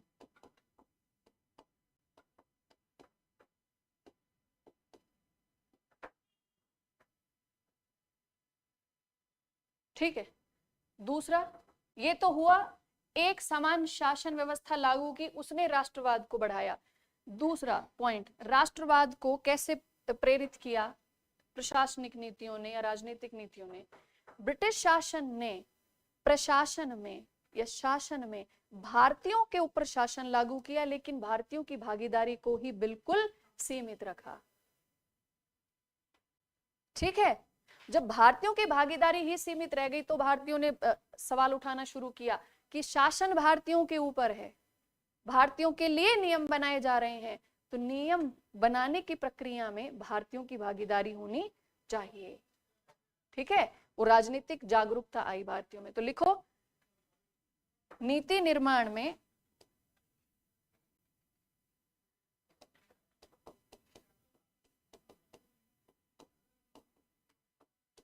भारतीयों का प्रतिनिधित्व, भारतीयों को प्रतिनिधित्व ना देना।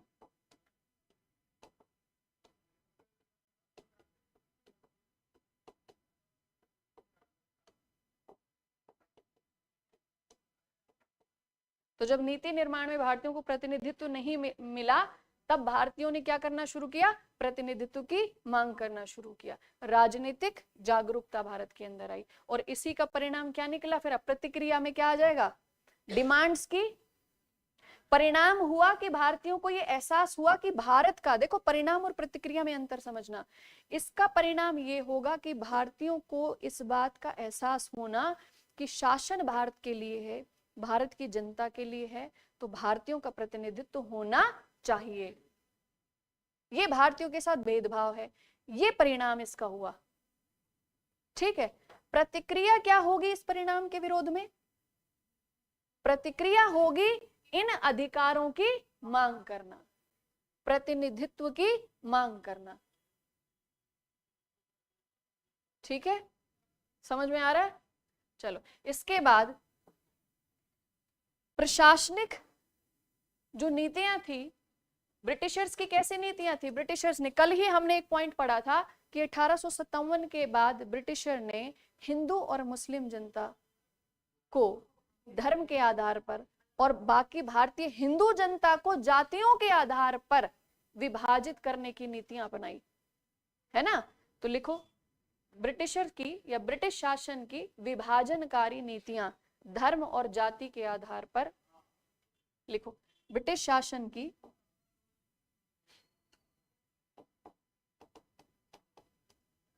विभाजनकारी नीतियां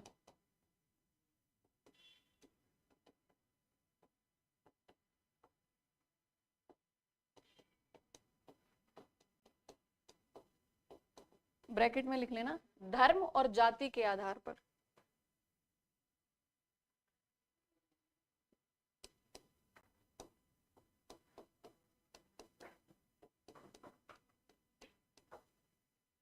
धर्म एवं जाति के आधार पर विभाजन की नीतियां। अब इसी का एक परिणाम क्या निकला, इसका एक परिणाम क्या निकला कि बंगाल का विभाजन।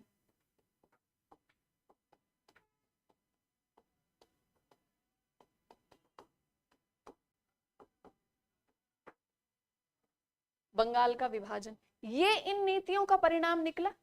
उन्होंने कैसे नीति अपनाई, धार्मिक रूप से भारतीयों को अलग अलग करने की, ताकि एकजुट ना हो, राष्ट्रवाद की भावना को रोकने की।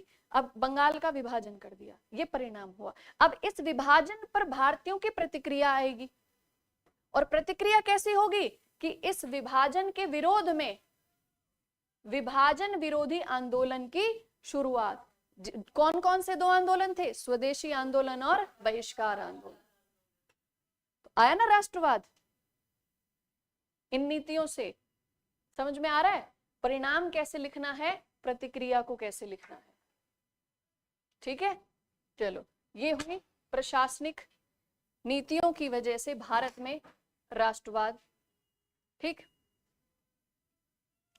इसी में आप दो नाम और लिखो, चलो लिखो, लॉर्ड लिटन और लॉर्ड रिपन की नीतियां। फोर्थ पॉइंट लिखो, लॉर्ड लिटन और लॉर्ड रिपन।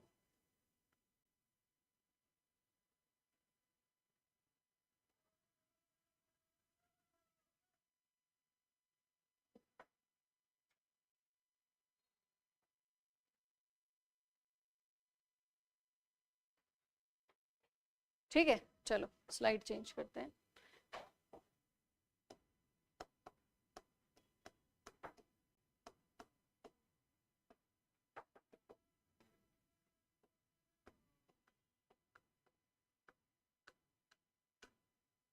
सेवेंटी सिक्स से 80 तक रहे ये। अब जब इनका जो शासन काल है ना, कहते हैं कि इनके शासन काल के दौरान भारत के अंदर राष्ट्रवादी भावना का उदय बहुत तेजी से हुआ। कैसे? इनकी नीतियों की वजह से। 1876 में जब ये आए भारत में वायसराय बनकर, उस समय 1876 के समय में भारत के दक्षिणी हिस्से, मतलब भारत के दक्षिण एवं दक्षिण पश्चिम, ठीक है,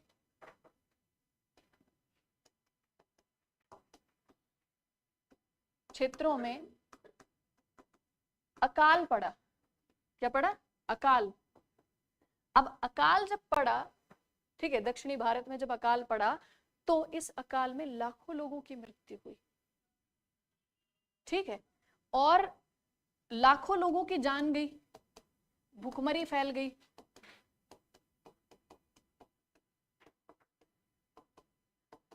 अब एक बात बताइए, जब देश के किसी एक हिस्से में ऐसी स्थिति जब उत्पन्न हो जाती है तो देश की जनता अपने शासन से क्या उम्मीद करती है, क्या एक्सपेक्ट करती है?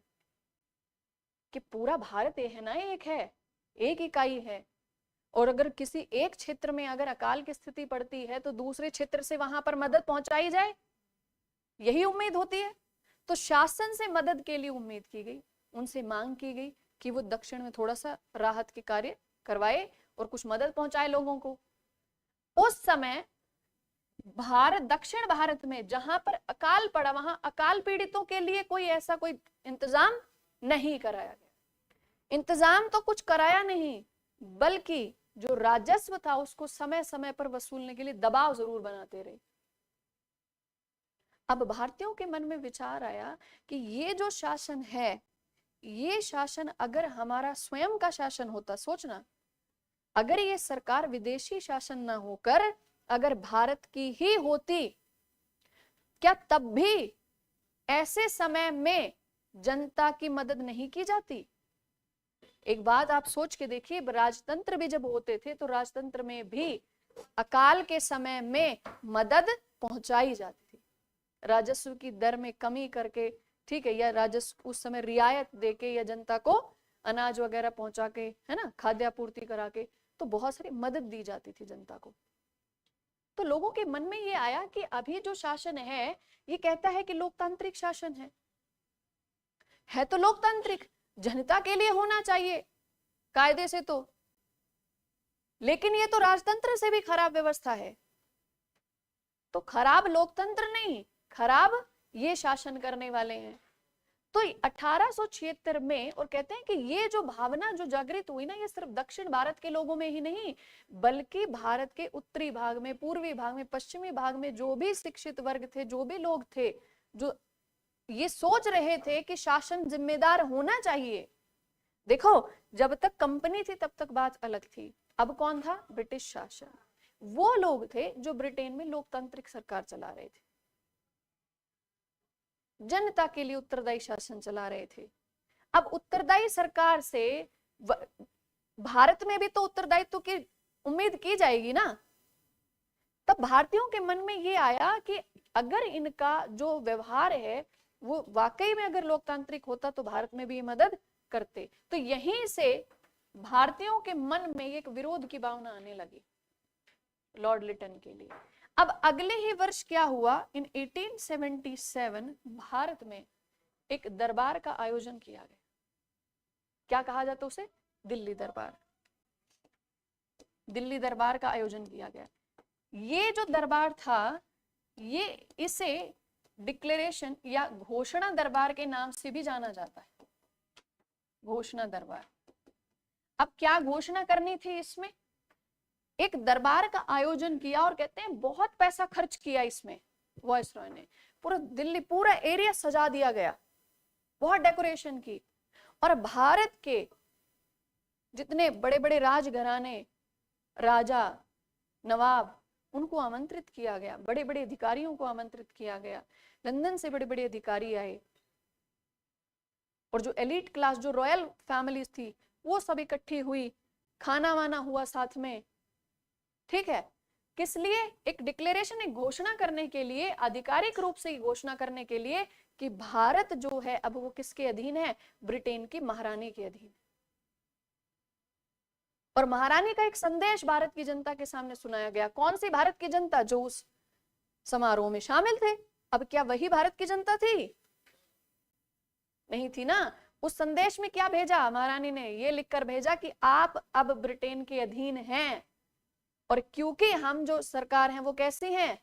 वो जनता के हित की सरकार है हम, तो आपके हितों का पूरा ख्याल रखा जाएगा, ठीक वैसे ही जैसे ब्रिटेन में रखा जाता है। कहते हैं उस समारोह में पूना से एक व्यक्ति गए हुए थे, और उन्होंने कहा कि मैं भी कुछ कहना चाहता हूं, मेरा भी संदेश महारानी तक पहुंचा दिया जाए। और ये कहा जाए, उनको उनसे कहा गया ठीक है बोलिए। तो उन्होंने कहा कि मेरा संदेश ये है, महारानी से मेरी प्रार्थना है कि जैसे ब्रिटेन की जनता के पास अधिकार है, वैसे ही अधिकार भारतीयों को भी दे दिए जाएं भारत में।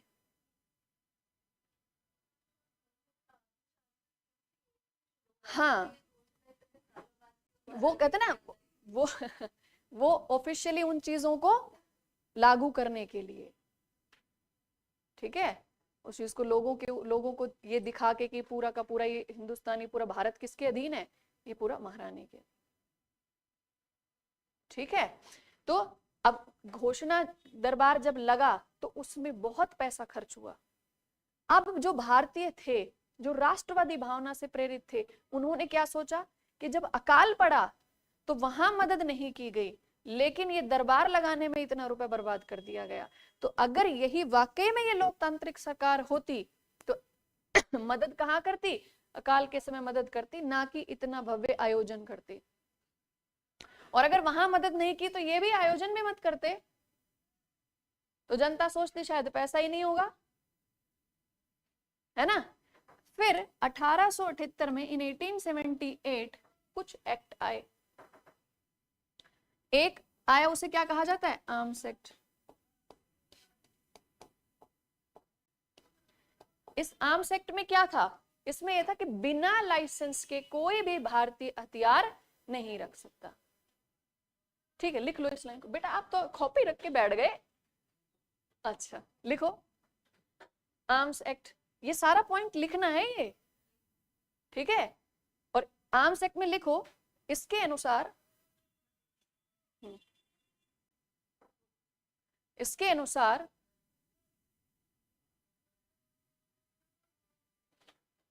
कोई भी भारतीय बिना लाइसेंस के हथियार नहीं रख सकता। लिख लिया? बिना लाइसेंस के कोई भी हथियार नहीं रख सकता।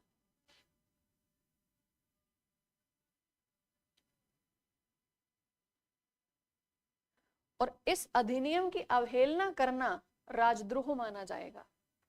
लिखो, इस अधिनियम की अवहेलना राजद्रोह माना जाएगा।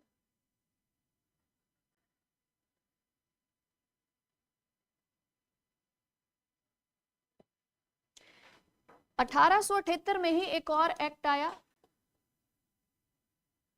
प्रेस एक्ट, वर्नाक्यूलर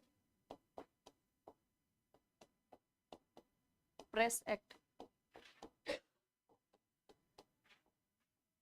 वर्नाक्यूलर का मतलब होता है देशी भाषा, ठीक है। वर्नाक्यूलर प्रेस एक्ट, इसके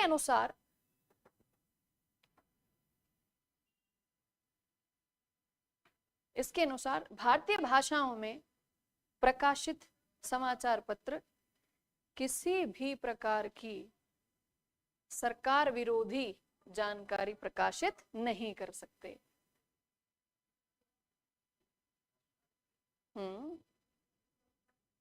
हाँ हाँ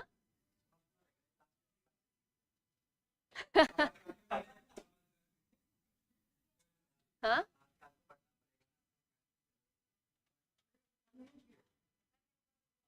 एक मिनट रुक जाओ।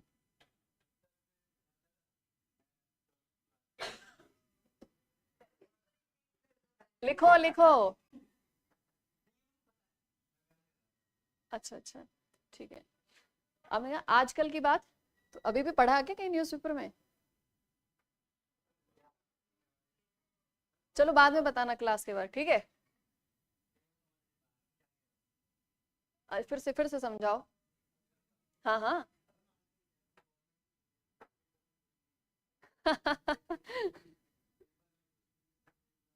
हाँ हाँ हाँ हाँ, ठीक है, हम समझाएंगे क्लास के बाद। रुक जाइए, लाइव स्ट्रीमिंग हो रही है।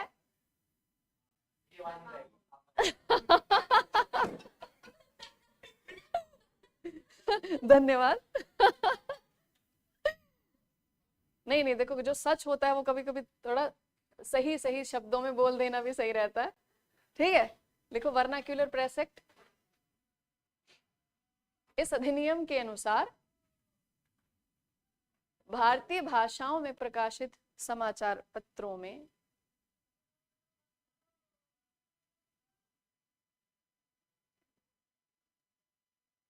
किसी भी प्रकार की सरकार विरोधी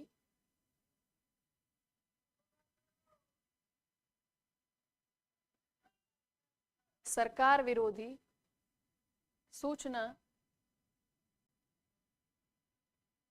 प्रकाशित करने पर रोक लगा दी गई।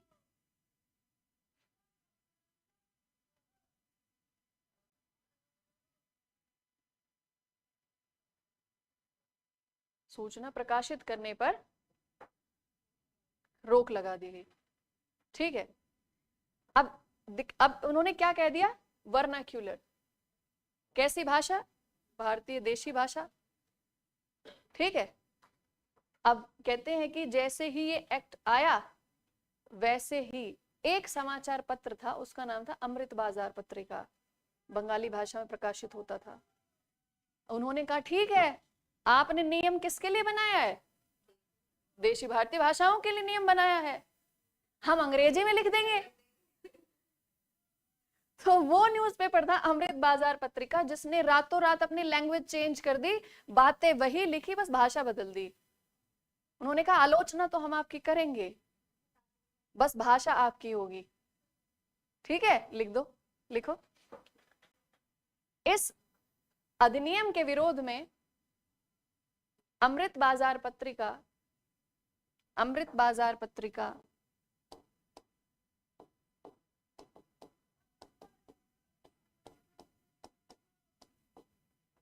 ब्रैकेट में लिखना बंगाली भाषा,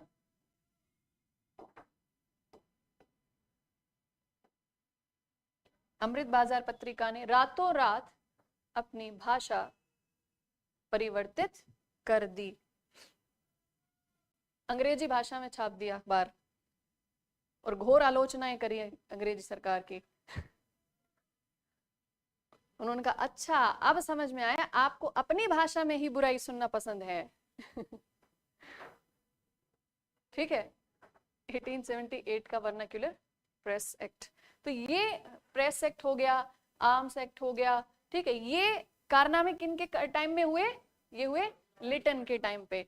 तो सब इनके विरोधी हो गए थे, इन्होंने कहा कि ये जितना जल्दी यहां से जाए उतना बेहतर है, ठीक है। जब तक रहेंगे ये ऐसे ही कोई ना कोई नियम, मतलब कैसे, ये किसी भी तरीके से बहुत इंपीरियलिस्टिक अप्रोच वाले व्यक्ति थे, ये साम्राज्यवादी विचारधारा के व्यक्ति थे।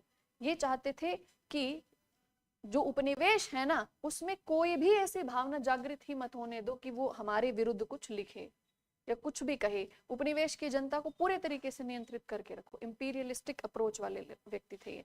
इनके बाद आए लॉर्ड रिपन।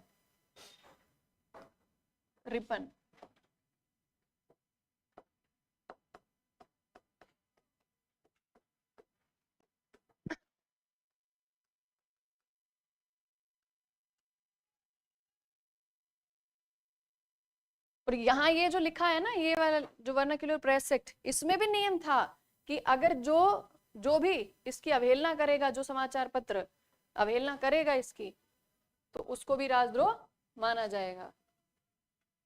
ठीक है, मतलब अगर भारतीय भाषाओं में अगर ऐसी न्यूज छाप रहे हो आप, सरकार विरोधी अगर कोई खबर छाप रहे हो, तो वो देशद्रोह माना जाएगा, राजद्रोह माना जाएगा। ठीक है, अब रिपन कहते हैं कि जब जो रिपन है ना, उनको भारत के लिए अच्छा वायसराय माना जाता है। लिखो, इन्हें भारत का अच्छा वायसराय माना जाता है।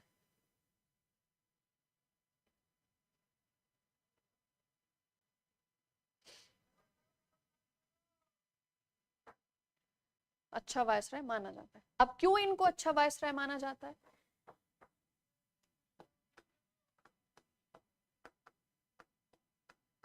इनका मानना ये था कि जिस क्षेत्र की जनता पर हमने शासन रखा हुआ है, शासन कर रहे हैं हम, उनको सीमित रूप से ही सही लेकिन अधिकार दिए जाने चाहिए। वो ये कह रहे थे कि अगर आप एकदम जो सर्वोच्च स्तर पर अगर इनको प्रतिनिधित्व नहीं दे रहे, इनको अधिकार नहीं दे रहे, तो स्थानीय स्तर पर तो इनको जरूर देना चाहिए। तो जो स्थानीय स्तर पर सुशासन की जो नींव रखी गई थी, वो इनके शासनकाल में रखी गई थी। भारतीयों को ये मौका दिया कि वो स्थानीय स्तर पर अपना खुद का शासन चला सकते। आज भी भारत में जो व्यवस्था है वो कैसी है? 3 स्तर वाली है।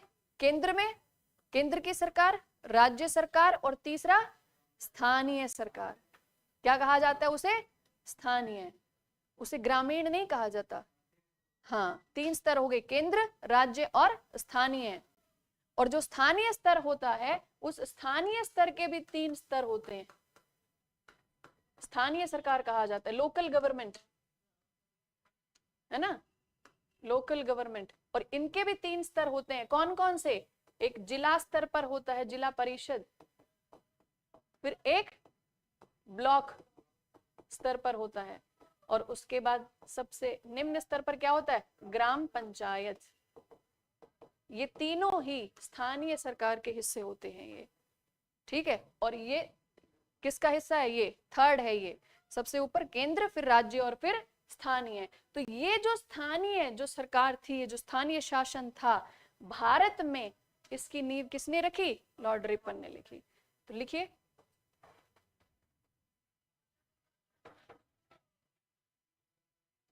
रिपन के समय में ही, लॉर्ड रिपन के समय में ही भारत में स्थानीय स्तर पर स्वशासन की नींव रखी गई। और ये समय था 1882 के आसपास। 1882 स्वशासन की नींव रखी गई।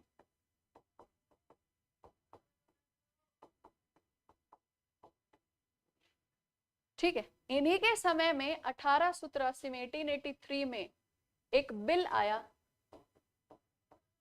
क्या नाम था उसका? इल्बर्ट बिल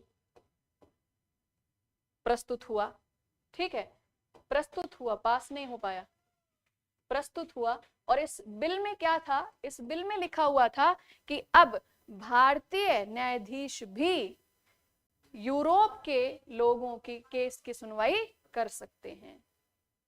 ठीक है, लिखो, इस बिल के अनुसार भारतीय न्यायाधीश भी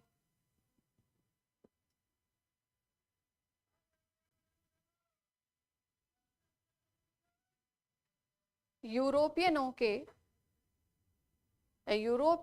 लोगों के, मतलब भारत में जो लोग रह रहे हैं, अगर उनका कोई केस होता है, ठीक है, यूरोपियन के मामले की सुनवाई कर सकते हैं।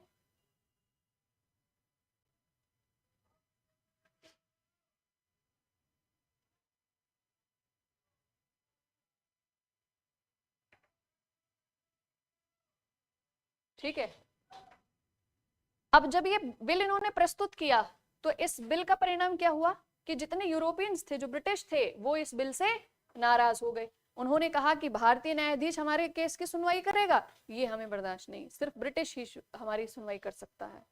ठीक है, लिखो, इस बिल के विरोध में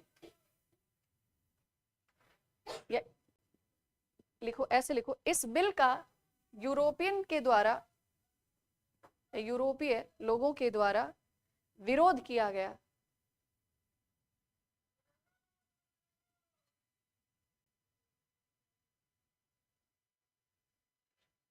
ठीक है, और यह बिल असफल हो गया।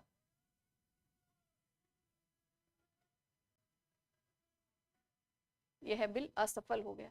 अब जैसे ही ये बिल असफल हुआ, वैसे ही किन की भावनाएं आहत हो गई? भारतीयों की। लिखो, इस बिल के रद्द होने पर भारतीयों की भावनाएं आहत हुई और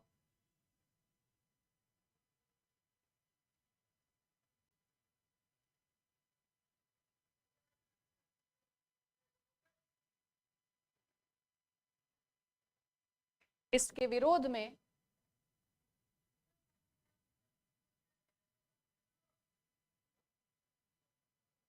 राष्ट्रीय स्तर पर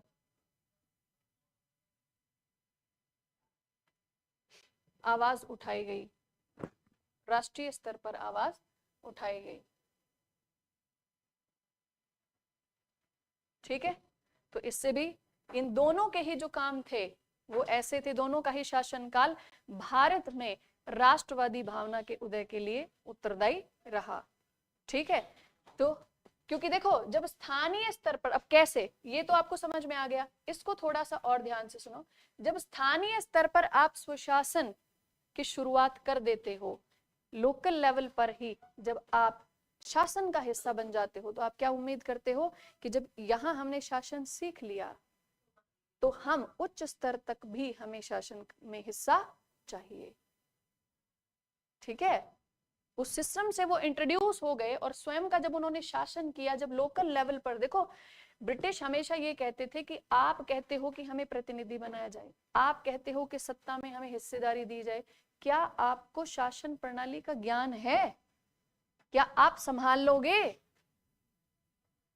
जब संवैधानिक सरकार की बात कर रहे थे तो भारतीयों को क्या कहा गया था कि आपको संवैधानिक तौर तरीकों का अगर ज्ञान है तो संविधान का ढांचा बना लोगे आप?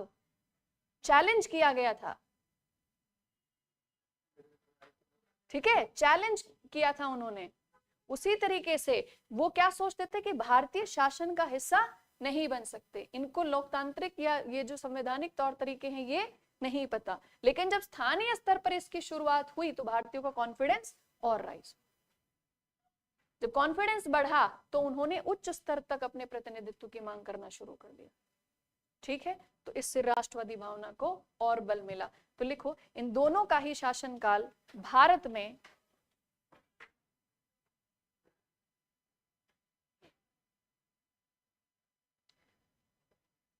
राष्ट्रवादी भावना जागृत करने में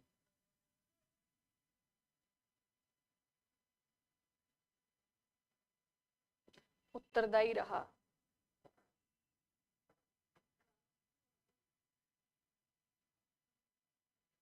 राष्ट्रवादी भावना जागृत करने में उत्तरदायी रहा। लिख लिया? अब स्टार मार्क करके एक लाइन और लिखिए। अब ब्रिटिश की एक नीति बहुत ही उनके लिए ही बहुत भारी साबित हुई, बंगाल का विभाजन। लिखो, 1905 में हिंदू मुस्लिम एकता को तोड़ने के लिए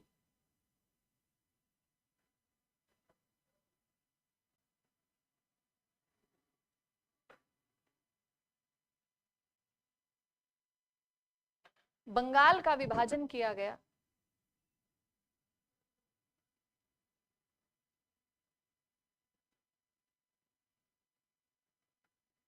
शासन की इस नीति ने